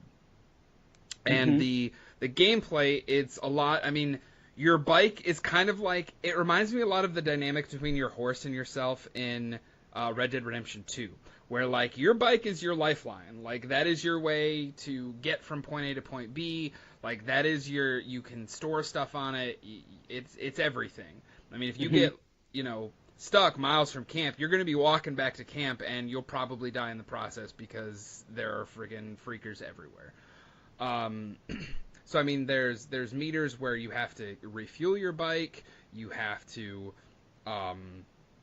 repair it, and you find scrap throughout the world, which you can repair it yourself, or then when you get to a camp, you can have them repair it for money. And each camp, there's 3 major camps so far that I found, and each camp has their own currency. So, like, you do jobs for each camp, you gain more currency with just that camp. So you can kind of, choose your allegiances, which it's all a gray moral area. Every leader of the camp is kind of an asshole, but they all have reasons of why they're leading their camp in a specific way. Like, the 3rd camp right now, where I've gotten to, is the most, like, I guess, like, the better of the 3, because the people there are not all pieces of shit, basically. Pick your poison, basically. Yeah, basically. You're picking your poison. But, so, I mean, in each camp, there's a choice early on in the game between the first two camps where you have this like box of prescription drugs, of narcotics to help the people at a camp, and you have to choose which camp you want to take it to, and depending on where you do that, you can either get better guns or better bike parts. So, I mean, it's kind of a trade-off. Where do you want to be, more of an offensive, or do you want to have a bike where if you're in the shit and you need to get out of there, you can get out of there faster. I mean, honestly, the story is what's really dragging me through this because it's really interesting. Yes, the gameplay can be repetitive. I know a lot of reviewers, which we'll get into that here in a minute. A lot of reviewers said that the game is very repetitive. It's the same. You're doing the same missions, same style of mission over and over and over. Either go to a camp, clear out, gather some supplies, go back to the. Sounds like an open world game. Yeah, it's. It sounds like a Ubisoft open world game. Thank you. You basically took the words right out of my mouth. It is across, like, the gameplay itself, because you're finding stuff throughout the world where you can craft items, and there's even a wheel similar to The Last of Us. The core gameplay is Last of Us styled, but the open world feels like a Ubisoft game. So it's kind of a cross between those two styles of games. Yeah. And I know I personally, and it sounds like, you, Mikey, as well, I've played a lot of those kind of games. Okay. Yeah, I played a lot of those kind of games. I feel like I haven't played enough Days Gone to really like be able to weight like my feelings on it 100% so you yet. Did pick it up. I rented it Okay. and we'll get into that topic about when we get into reviews and stuff. Okay. And like I rented it and I played a couple hours of it. I kind of felt like I saw what it was doing. Right. And it's like. Yeah, and because of I won't lie, because of what people said the time was, like the time of completion. Yeah, that's not Golden Path. I haven't heard a solid number, so. About 60 hours, I've heard from several people. I've heard 50 to 60. I've heard 50 to 60 hours. Is that for 100% completion or just finishing? No, they said Golden Path. I think about 30 to 40. I've read. Sony Ben said Golden Path, where you do nothing but main quest, is 30 to 40. Because I probably put in about 12 hours over the weekend. And I was like, man, I think I'm about halfway through this game. Like, clearly not. But they also said, but a lot of, again, this is always these reviewers saying this, so I'm just echoing. They said, we're not sure what they mean by Golden Path because I don't know how they get through some of the things if they only do the story. Like, how did you get through this section without having to do some of the upgrades that you get from some of the side stuff? Because that is true. There are a lot of there's a lot of they call them storylines in the game, but there's a lot of like side activities that you can do. So they have you clear out infestations. You can do bounties. You can, do that. They have main missions and stuff like that. They have, and each one has a percentage. So as you're going through these storylines, you can kind of gauge how far along in that specific storyline you are. Like, I've seen the UI, and that game is riddled with percentages, man, with completion percentages all over. So many percentages. And it sounds like my type of game. It really sounds like a checklist game, and I personally love those. And me too. And that's where I'm kind of like, that's also part of, like, not only am I interested in the story, but like, after every few missions, I'll like look at my thing. It's like, okay, how far along am I in this storyline? Or like, they even have a thing for trophy completionists. This is great. They have a list in one of the menus of the trophies, and like the ones that like, kill X amount of freakers. They keep track of it for you. You don't have to have an idea. So just it's like quick, the achievement Microsoft stuff. does that as the UI level. Yep. I wish Sony did that at the UI level. Yeah, this is at the game level, but yeah, I wish. That's one of the things I really like about Microsoft's system for achievements more than trophies. But, yeah. So I mean, it is definitely a game of percentages, but I just am really liking it. It's driving me through way more than I thought it would. Because I mean, is it the gunplay? Is it the freakers? Is it the bike? Is it the story? It's like the world what? And the world and the story is the thing that's driving me. And honestly, I think I said this when we were talking about it previously, Gustavo. You probably can quote me on this. That I was really worried about the gunplay. I was really worried That it was Mm-hmm. in the previews, like videos that I seen, it looked really sloppy and not tightened, but man, does it feel good when I'm actually like when I'm pulling off headshots and stuff like that, and those XP numbers are flying off the guys and stuff like that. How much have you My question is, how much have you upgraded your gunplay? That's honestly, there are 3 different upgrade paths. There's melee, ranged, and I think survival are the 3. And I'm on the final tier of ranged because I use my weapons so much. Okay. And then I've been, as I've got, because each mission, not only do you get XP to give you skills that you can upgrade those 3 paths, you also gain trust with each of the encampments that you do jobs for, and there are different levels of trust, and once you hit those levels of trust, it unlocks more stuff in the camp. So, like, the camp that's motorcycle focused, you get more stuff for your bike, where the camp that's weapon focused, you get better tiers and different weapons. So, I mean, I've done a lot for both of those camps, because I just got to the 3rd camp not too terribly long ago in the story. So, I've upgraded my bike, I would say 20 to 30%, but I've probably upgraded my weapons like 50 to 60%. So my biggest question would probably be like, how does the open world feel? Like in an open world game, I just love a feeling of place, like a world that feels lived in, either through sort of some visual storytelling, which is one of the reasons I love Horizon Zero Dawn. It's one of my favorite open world games because of that sense of place. Like does Days Gone have that?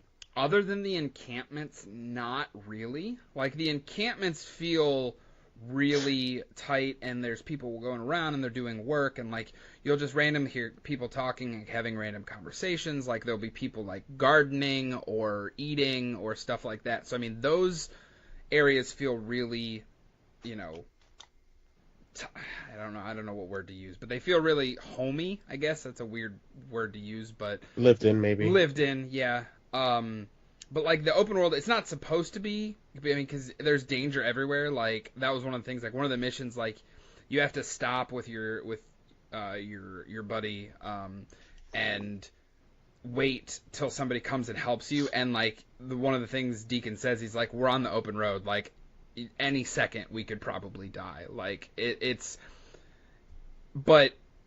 At the same time, you know, when you think of like The Last of Us, you go into these like houses and buildings and stuff like that, and it feels like somebody had been there at one time.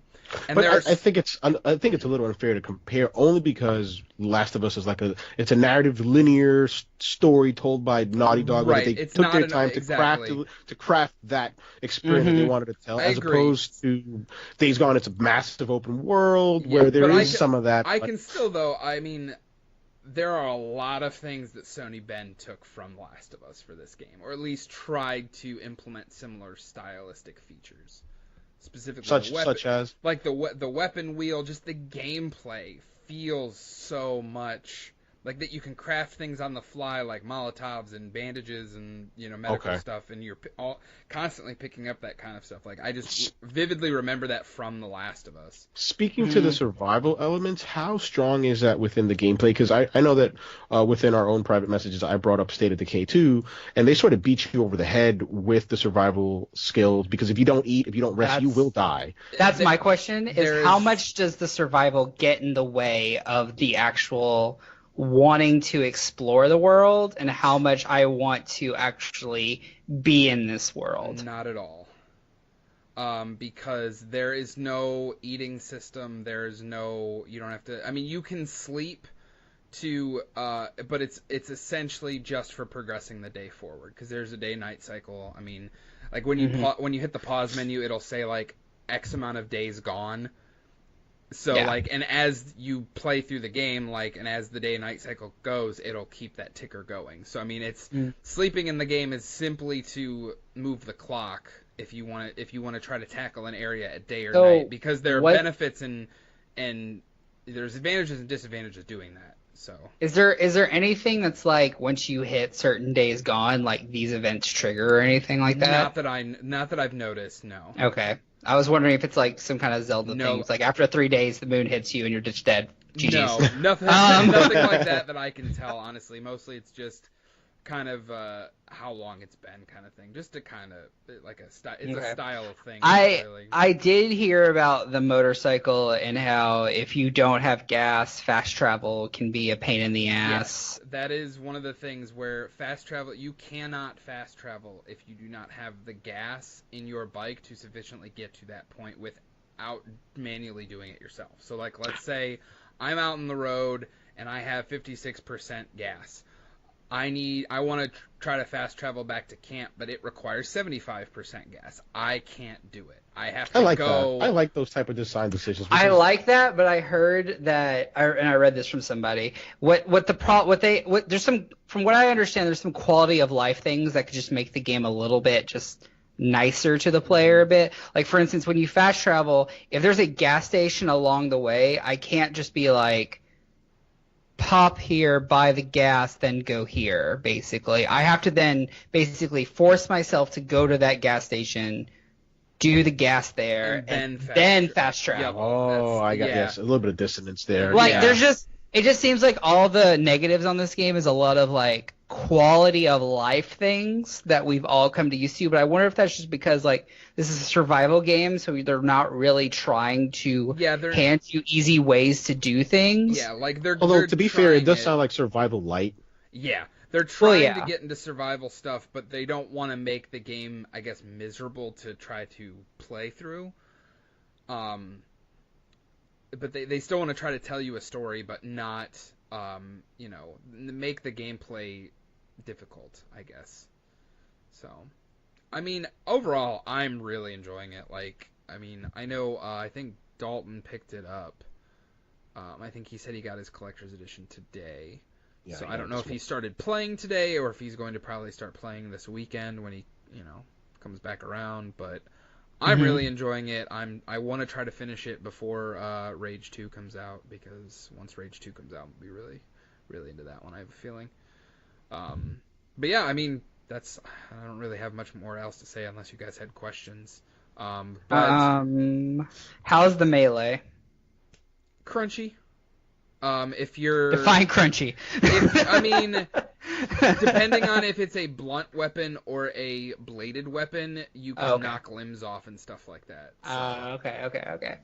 But I mean... Have you found any exploits in the combat or anything like that yet? Or have you... You know what, better question. Have you come across any bugs yet? No. Okay, nothing. There have been a couple times... I mean, the frame rate stutters, even on a PS4 Pro. And there have been a couple times where the game straight up froze on me, but it didn't freeze. It didn't like hard lock my PS4. Like it froze, but I could still hear the characters in the game talking and stuff like that, and then it catches me back up. That was Unreal streaming the assets in. It really made me interested of why they chose UE4 when they have like all these like internal Sony like engines. But I guess like it must have been developed way before they knew about like Decima and all these other engines that are coming out. For sure. I'm glad you brought that up because I'd like to talk about that. I don't think reviewers have to take that into consideration, but it is Sony Bend, and like their last console game I think came out like in 2004 on PS2, which was like a siphon filter, right? And I think that the reason that they chose Unreal was just they didn't want to make a proprietary engine from scratch. I mean, all the Sony studios, or the majority of the Sony studios, have their own proprietary tech, and Decima is the first one that's actually shared between studios, and actually before that it was shared with the folks who made us. I think it was Supergiant Games, who made oh my god, that that game. I forgot the name of it. Until Dawn. Until Dawn, yeah. Yeah, that game ran on Decima, but usually Sony first-party studios stick to their own proprietary tech, and the fact that Sony Bend hadn't put out one of those games, a AAA experience out on console in so many years, I think they're like, hey, we're going to play it safe, and we're not going to focus so much on the tech and building that out. We're just going to focus on making the game. I mean, the game does. Right. It looks great. It looks beautiful, but I ride Bethesda really hard. Like, I do not forgive and forget Oblivion, Skyrim, Fallout 76, Fallout whatever. Yeah, that engine that they run on. Gabriel is horrible too. I mean, yeah, but I ride Bethesda really hard for bugs in their games, and I don't.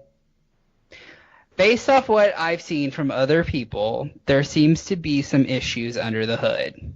Now, that's not personal experience. Keep that in mind. This is all like coming from outside sources that I've for Days Gone.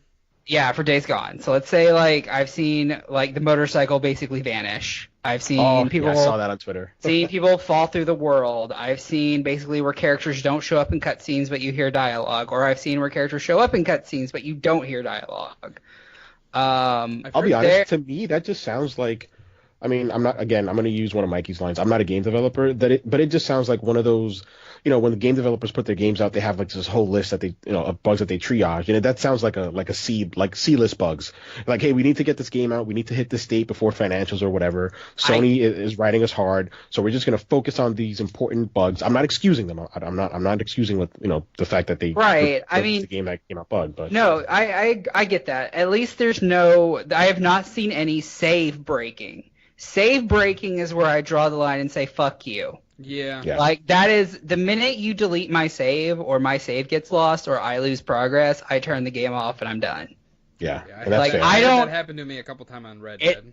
I've had that happen to me on Child of Light, and I dropped that shit. I've never gone back to finish Child of Light because that game deleted my save, and I will not go back to it. I will not go back to Oblivion. I will not go back to Skyrim. I will not go back to Fallout because I have had save. Well, that's that Ubisoft game. That's the Ubisoft game. Yeah, it had a really bad PS3 bug where it would delete people's saves.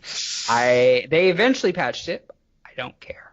I hear you. Like, this goes back to again what I said earlier. Time matters to me more than maybe money output. So if your game has maybe minor issues, I can look over it. It's just luckily I haven't seen any save breaking, so I'm not completely like against this game or anything like that, or loss of progress or anything like that. They have from what I've noticed, it's a really good autosave feature. Like, they autosave all the freaking time.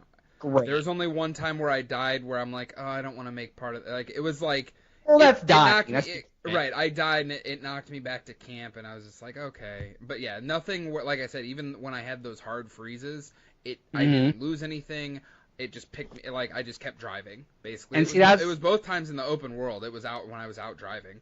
And that's what I was worried about this game for, is because, like, everything I heard was this game, there is a great game underneath there somewhere, but there just seems to be a lot of QA, or quality of life, that could happen, some bug fixes here and there, and I will look forward to a Game of the Year edition. That's kind of where I am at with Days Gone, is I am on a wait and see or sale moment. Yeah, like you'll play it eventually, but probably not at full price. I want to play it at its prime. And I have a feeling there will be DLC for this game. I was gonna say they've been doing a lot of patches too that I know have fixed a lot of stuff. I know Goose under the AEG Twitter account retweeted something from Colin Moriarty saying I forgot what I retweeted. Sorry. It was something along the lines of man, what was it again that Colin said? It was something like reviewers got this game too early. Like, now that they've put all these patches out, this is the game they should have basically reviewed. Which honestly, and they're basically parroting the same thing, where like, hey, it's not as good as it should have been, and Right, and I'm willing to give this game a try, but my problem is, if I gave this game a try at launch, if I really dug deep into it, like, I played a few hours, I kind of like saw where I can't predict the story, obviously, but I kind of saw where the gameplay loop was going. Mm-hmm. But like, I kept seeing like all these things happen to people, and I'm like, we're gonna wait. We're just gonna sit back, let them fix it, and then that way I don't get a bad taste in my mouth when I actually sit down and try to actually like dig into it. That's a totally fair approach. Yeah, it's a totally fair approach for you to say, hey, I don't want to dog on this game. Rough. Yeah. I don't want to dog on this game because actually I've only played like a couple hours, so keep that in mind. And you know what? This is going to be a great thing to talk about when we talk about our next topic. Yeah, I was going to say.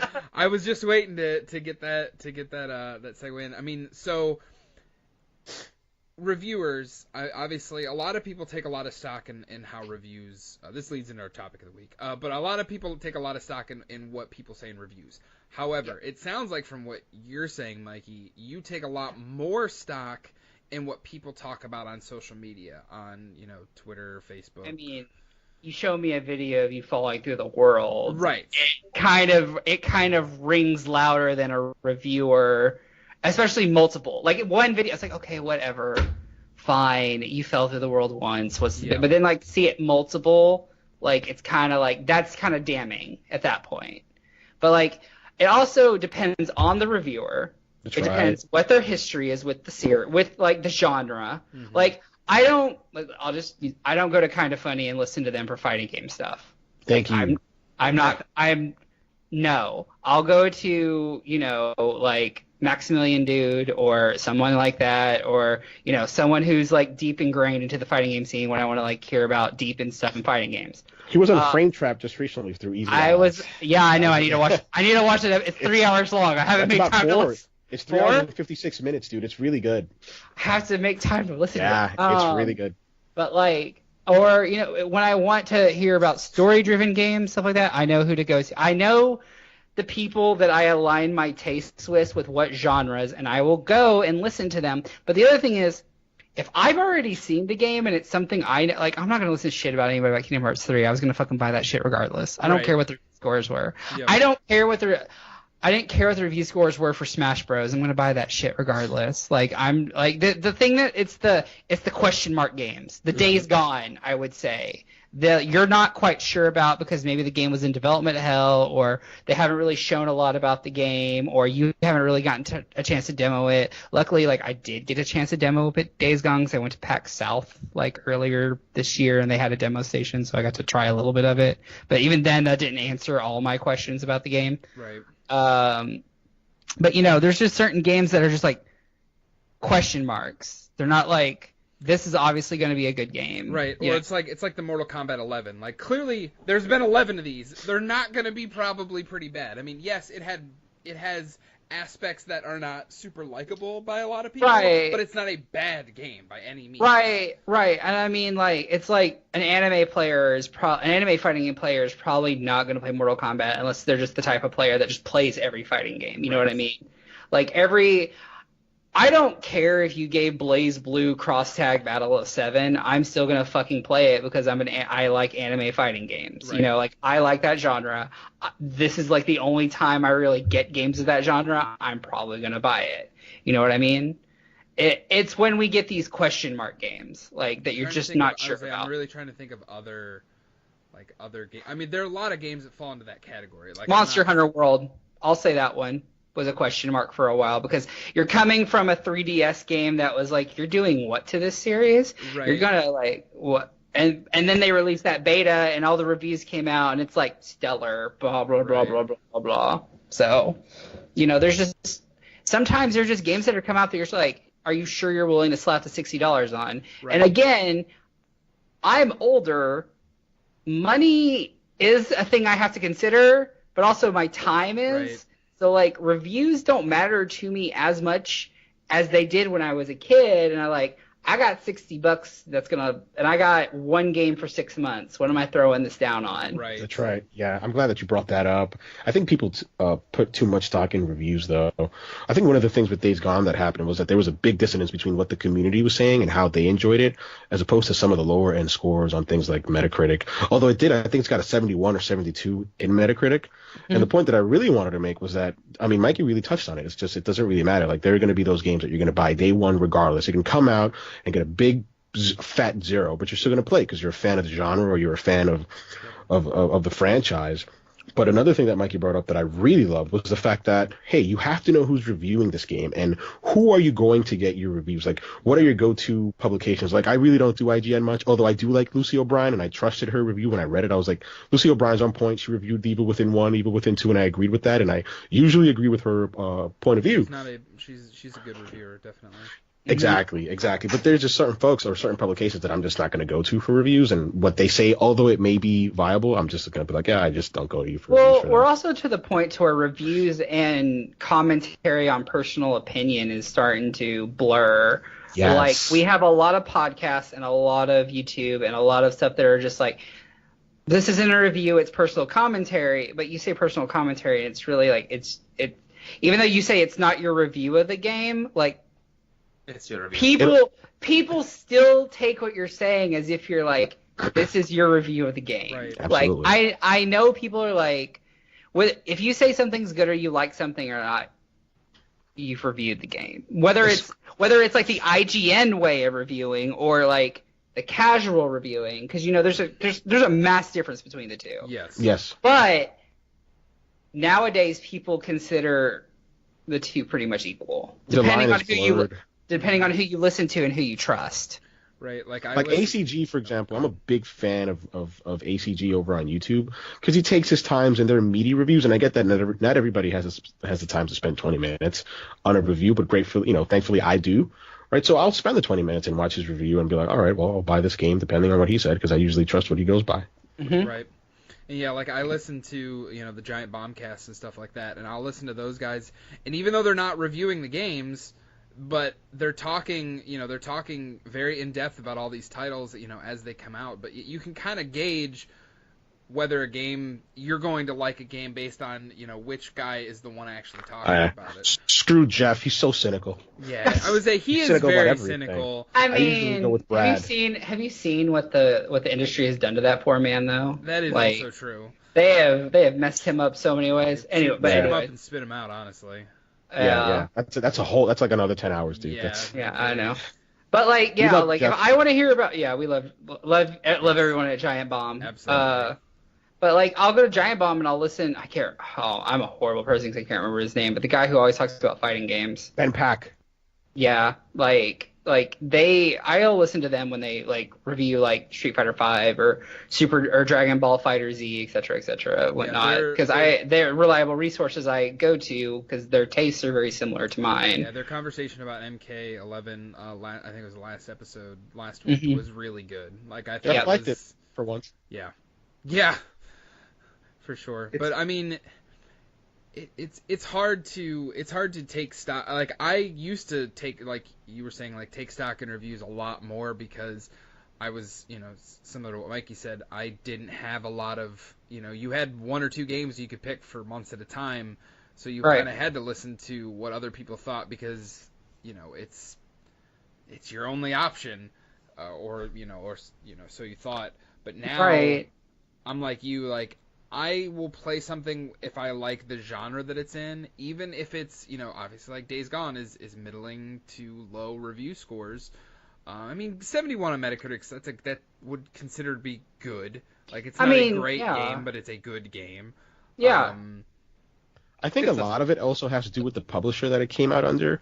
I mean, Sony has really just been on a roll when it comes to their Sony first-party games. I mean, before that, you had Spider-Man, you had God of War, you had Days Gone. No, not Days Gone. You had Detroit Become Human, which was really, really, actually, it was Quantic Dream's highest-rated game and bestseller.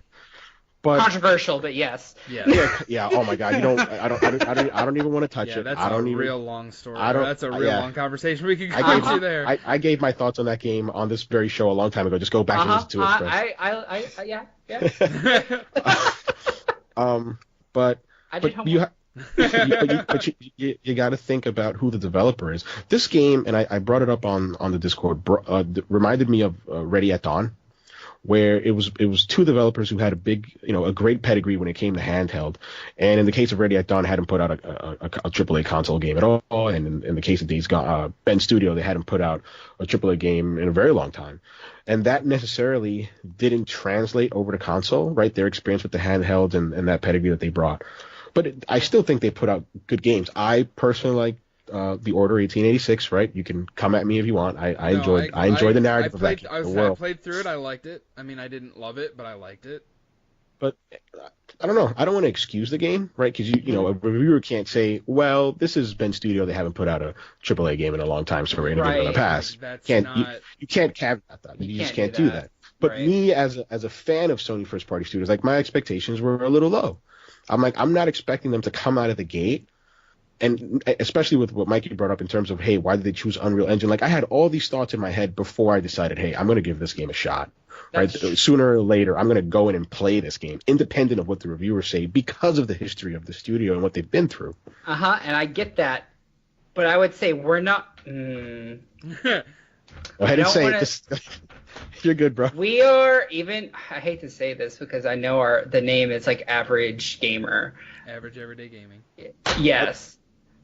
I would say the average everyday gamer, though, sometimes doesn't know that deep of knowledge, I would say, of Sony absolutely. You're 100% agree. Okay. Those are the people that buy COD every year and FIFA. And I felt bad for minutes of like, I'm kind of challenging the name of your website a bit, so I was like, No. Dude, I challenge it internally every day. But no, you're fine. No, Mikey's absolutely right, though. The everyday layman isn't, the Joe Schmo on Main Street isn't going to know that, and there's nothing wrong with not knowing that. No, there's not. There's nothing wrong with not. No one needs to know every fucking thing about a studio. Like, you don't. That's not required. But, like, the other thing is, like you said, like, Sony's kind of been hitting it out of the park, and it just feels. Obviously, this isn't the last PS4 game of probably the generation. We've still got Last of Us Part 2 and big first party title. We don't even know what's our big holiday 2019 game yet. Man, Sony's just gonna do a directs. It's just whatever they want to do. But it feels weird when a Sony game doesn't get applause. It feels like it got Red Deaded. Like Days Gone feels like it kind of got Red Deaded in a sense of like a lot of reviewers tanked on Red Dead, even though predominantly it still got Game of the Years, etc., etc. There was like a split. I feel like Days Gone, it's got something underneath the hood there that looks like it could be great, but then like the reviewers just dogged on it, so now no one's really going to give it the chance, which is kind of unfortunate. I love that Red Dead comparison, although I think that for Red Dead, I think it was totally deserved because that game, although I personally loved it, felt like such like a thing of the past. Oh man, what's a good time. I disagree. I think that Days Gone is a product of its time. That's a Ubisoft game through and through. No offense to Bend, but I think that Red Dead, man, what's a great word for it? Anachronistic. There you go. That's a fancy $10 word for you fellas. I have to Google that 1 second. You using your big city words. Yeah, because it Red Dead was just a game that was developed, when they set that ship to sail, it was 8 years ago, right? And then I think Days Gone very much feels like a game of its time. I don't know, I'm torn on it. I don't want to say that I'm part of the Sony Defense Force because I always troll them and I don't like fanboys. But I felt like it sort of got like a raw deal, especially with so many reviewers saying outright, hey, we played the game pre-patch. Which, if you're going to be a faithful reviewer, you're going to review what the consumer is going to play on day one, and you technically you didn't do that because you just wanted the clicks and you wanted to beat embargo, so.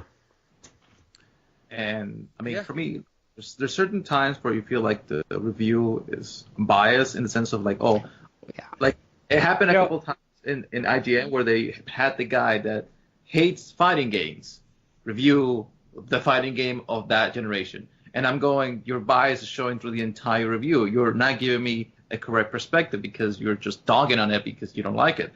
Like, and then you have other ones where they praise it beyond belief, like Killzone, Shadowfall. People praise that game. I played it. I could pass the 4 hours. This is just another FPS. I'm like, okay. I mean, it's kind of like, I hate to say this, but it's kind of like going to Nintendo Power for Nintendo reviews. Thank you.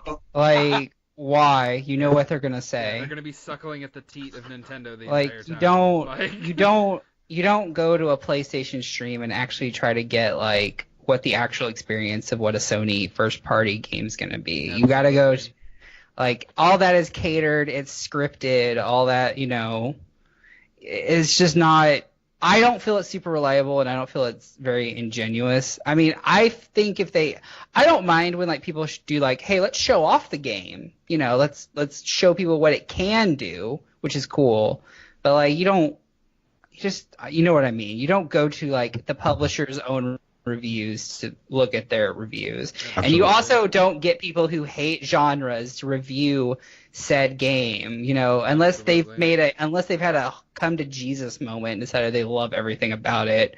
Like, I don't know. And even then you're biased towards it as opposed to against. Yeah, so it's like having me review Kingdom Hearts. I'm gonna fucking be biased as shit about it. Like, Right. but like that's why I'm upfront and don't listen to me about it. To be fair, though, based on your conversation early on, you probably would call it out for all its faults. That is also Yeah, but true. I didn't. But like, if you're asking me to review it at the time of embargo, I would have probably given it a really high score. But it wasn't until like after I left it did I start peeling away the pieces. I'm actually You know what I glad mean? I'm actually glad that you mentioned that because I think this sort of touches on like what can reviewers do to like expand like what their job is. Like I'm a big fan of Eurogamer in terms of they don't give scores. Like, you know, I'll be honest, I go to IGN and I scroll right down to the number, right, and just base an opinion off of that. If it's not a reviewer that I read, like I like Lucy O'Brien, right? I personally like Lucy O'Brien, so I'm like, all right, I will read her reviews. I trust her reviews. But I like the way Eurogamer does it. It's like it's either like a don't play, it's a recommended, or it's a very recommended. And one thing that you just mentioned that I love, Mikey, you just said, hey, I loved the game at the time and I was smitten by it, but after time I was able to, you know, go back to it and peel it analytically and say, hey, this is wrong. And I think that's one thing that reviewers could do, where they, Right. you know, 6 months later they go back to the game and say, hey, listen, these are our thoughts on the game now. Yeah, but then tell someone who played 120 hours of Persona 5 to go back and replay fucking Persona 5 to analytically rip it apart.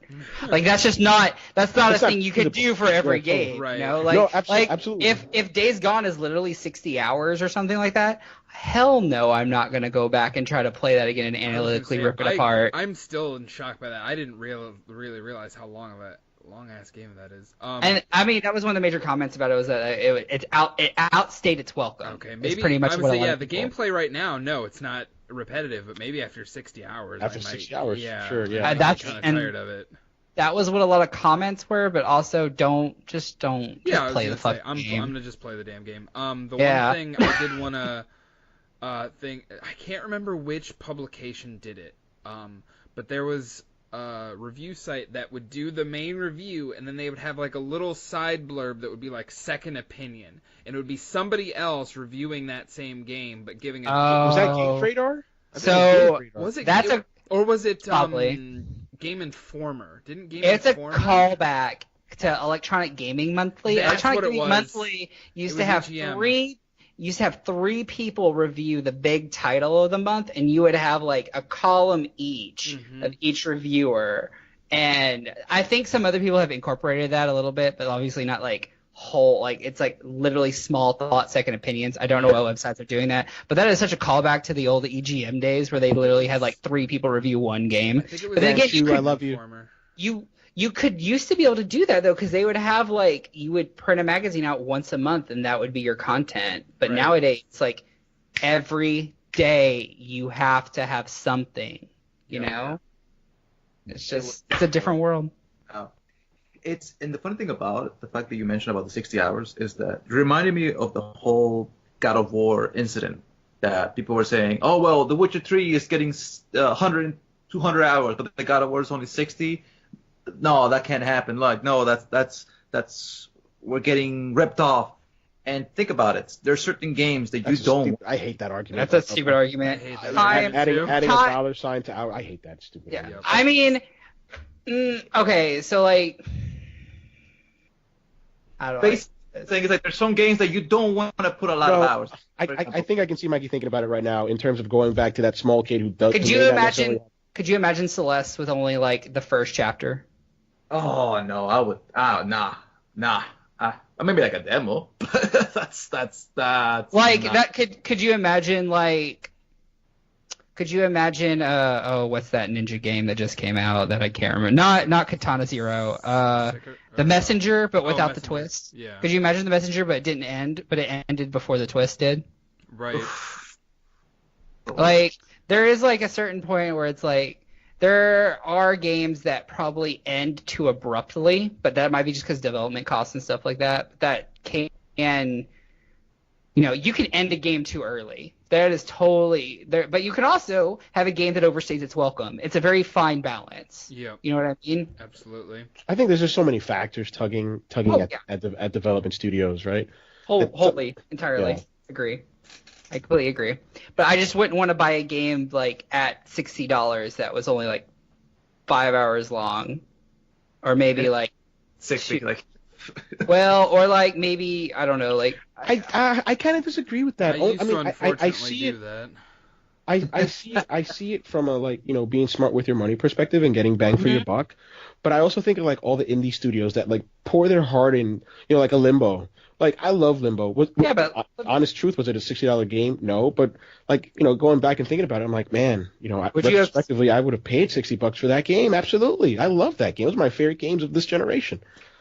And I just think about those small indie developers where I don't know, it just doesn't. Would you have paid more than $20 for Flower? I love Flower too, man. That game. But would you have paid $60 for Flower? Probably not. Probably not. I'll be honest with you. Probably not. No. And keep in mind, this is before you play the game. Absolutely, yeah. I'm taking that into consideration. Like, just would you marketing. before you played Limbo, would you have spent $60? No, no. You're right. I would not have paid $60. Before. I mean, retrospective, yeah. I mean, like, here, developer, had more money. That was an awesome game.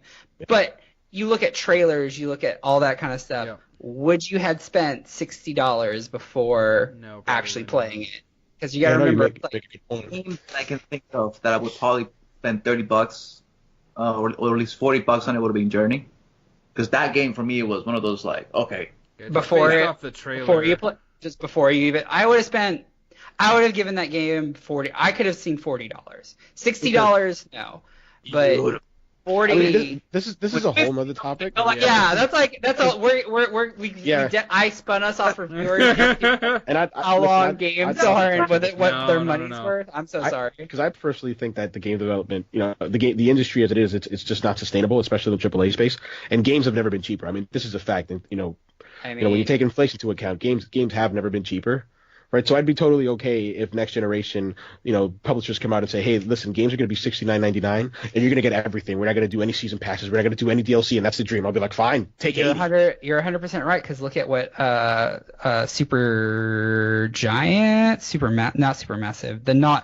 Bastion people, what they've done. They've had to do early access now.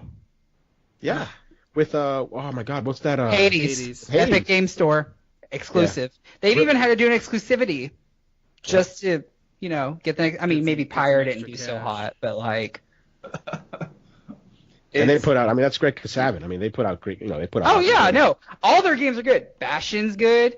Transistor's good. Pyre is good. Even though I'm sure, like, I bet you, as much as I love Pyre, I want to bet like that did. I would love to see the numbers on Pyre.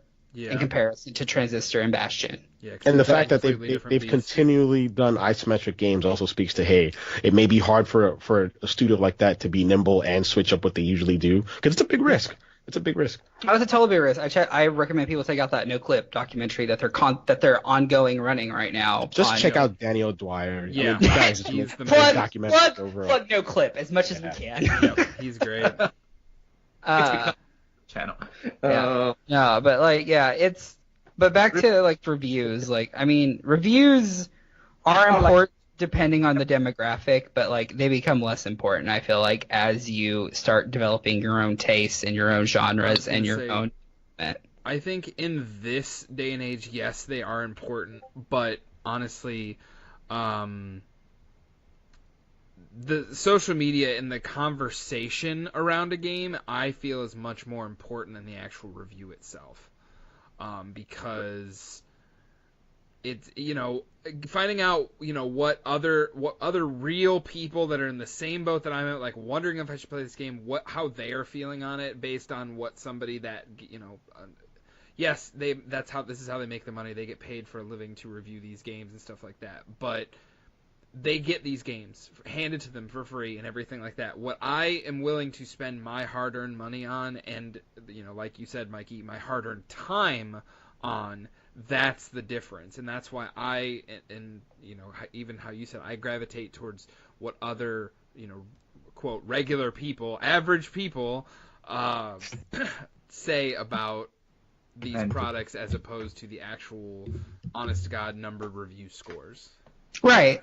I completely agree. I just feel like when you're in those teenage years, like, I feel like reviews are mega important to you at that age.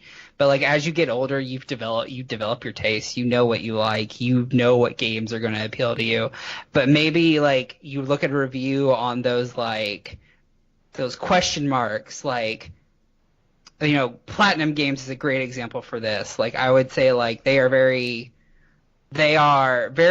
great hits, but man, when they have a stinker, they have a stinker. Yeah, that's a great example. That's a good example. Like sure. you have these studios that like they're not Sony Santa Monica, they're not Naughty Dog. No, they're not guaranteed to have a hit.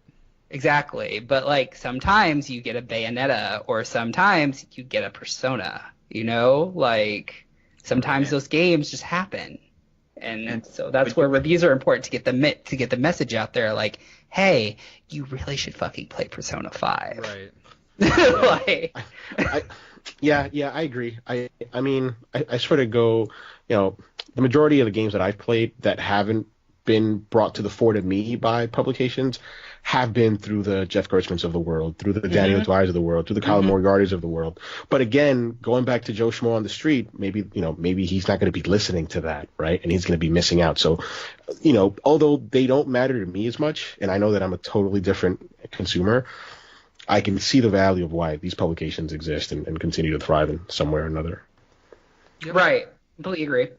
Yeah, I would say, honestly, that sounds like a good place to end it on. Unless you guys have any more to say about the topic. No? Oh, I think very good.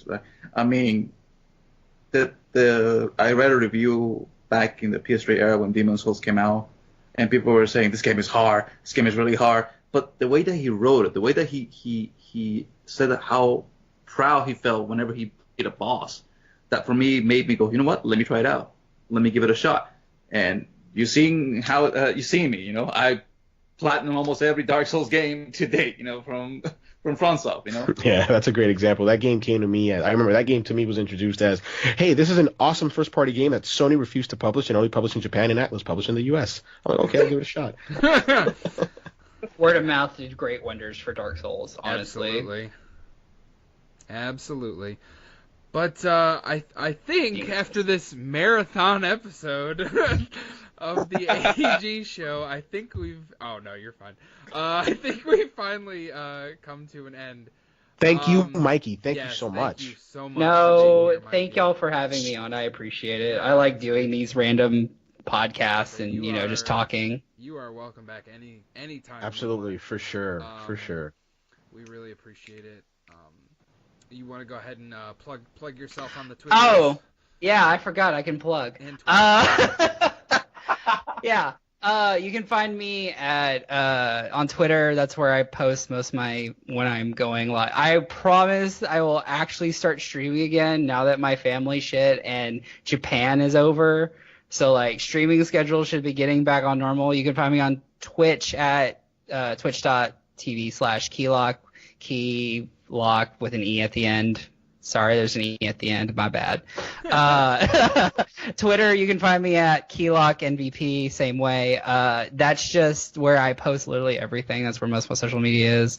You can also find me on Instagram if you really care to see all my crappy photos. But yeah, no, that's where I'm at. I'm probably going to actually start playing Mortal Kombat online instead of just having AI bot do all my work for me. And we're probably going to start a Kingdom Hearts 3 critical playthrough because I haven't done that yet, and I need to just to get it, just so I can actually talk about it and know what the hell I'm talking about. Yeah, I'll definitely be interested to see that for sure. Yeah.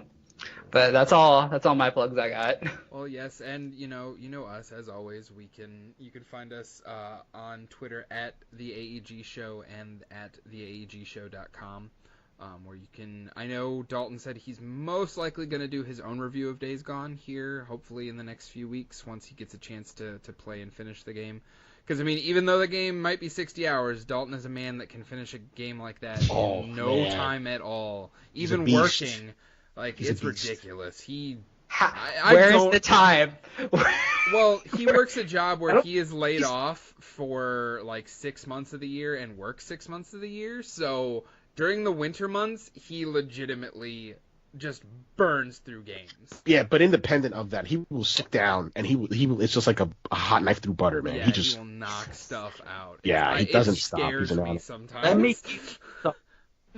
me.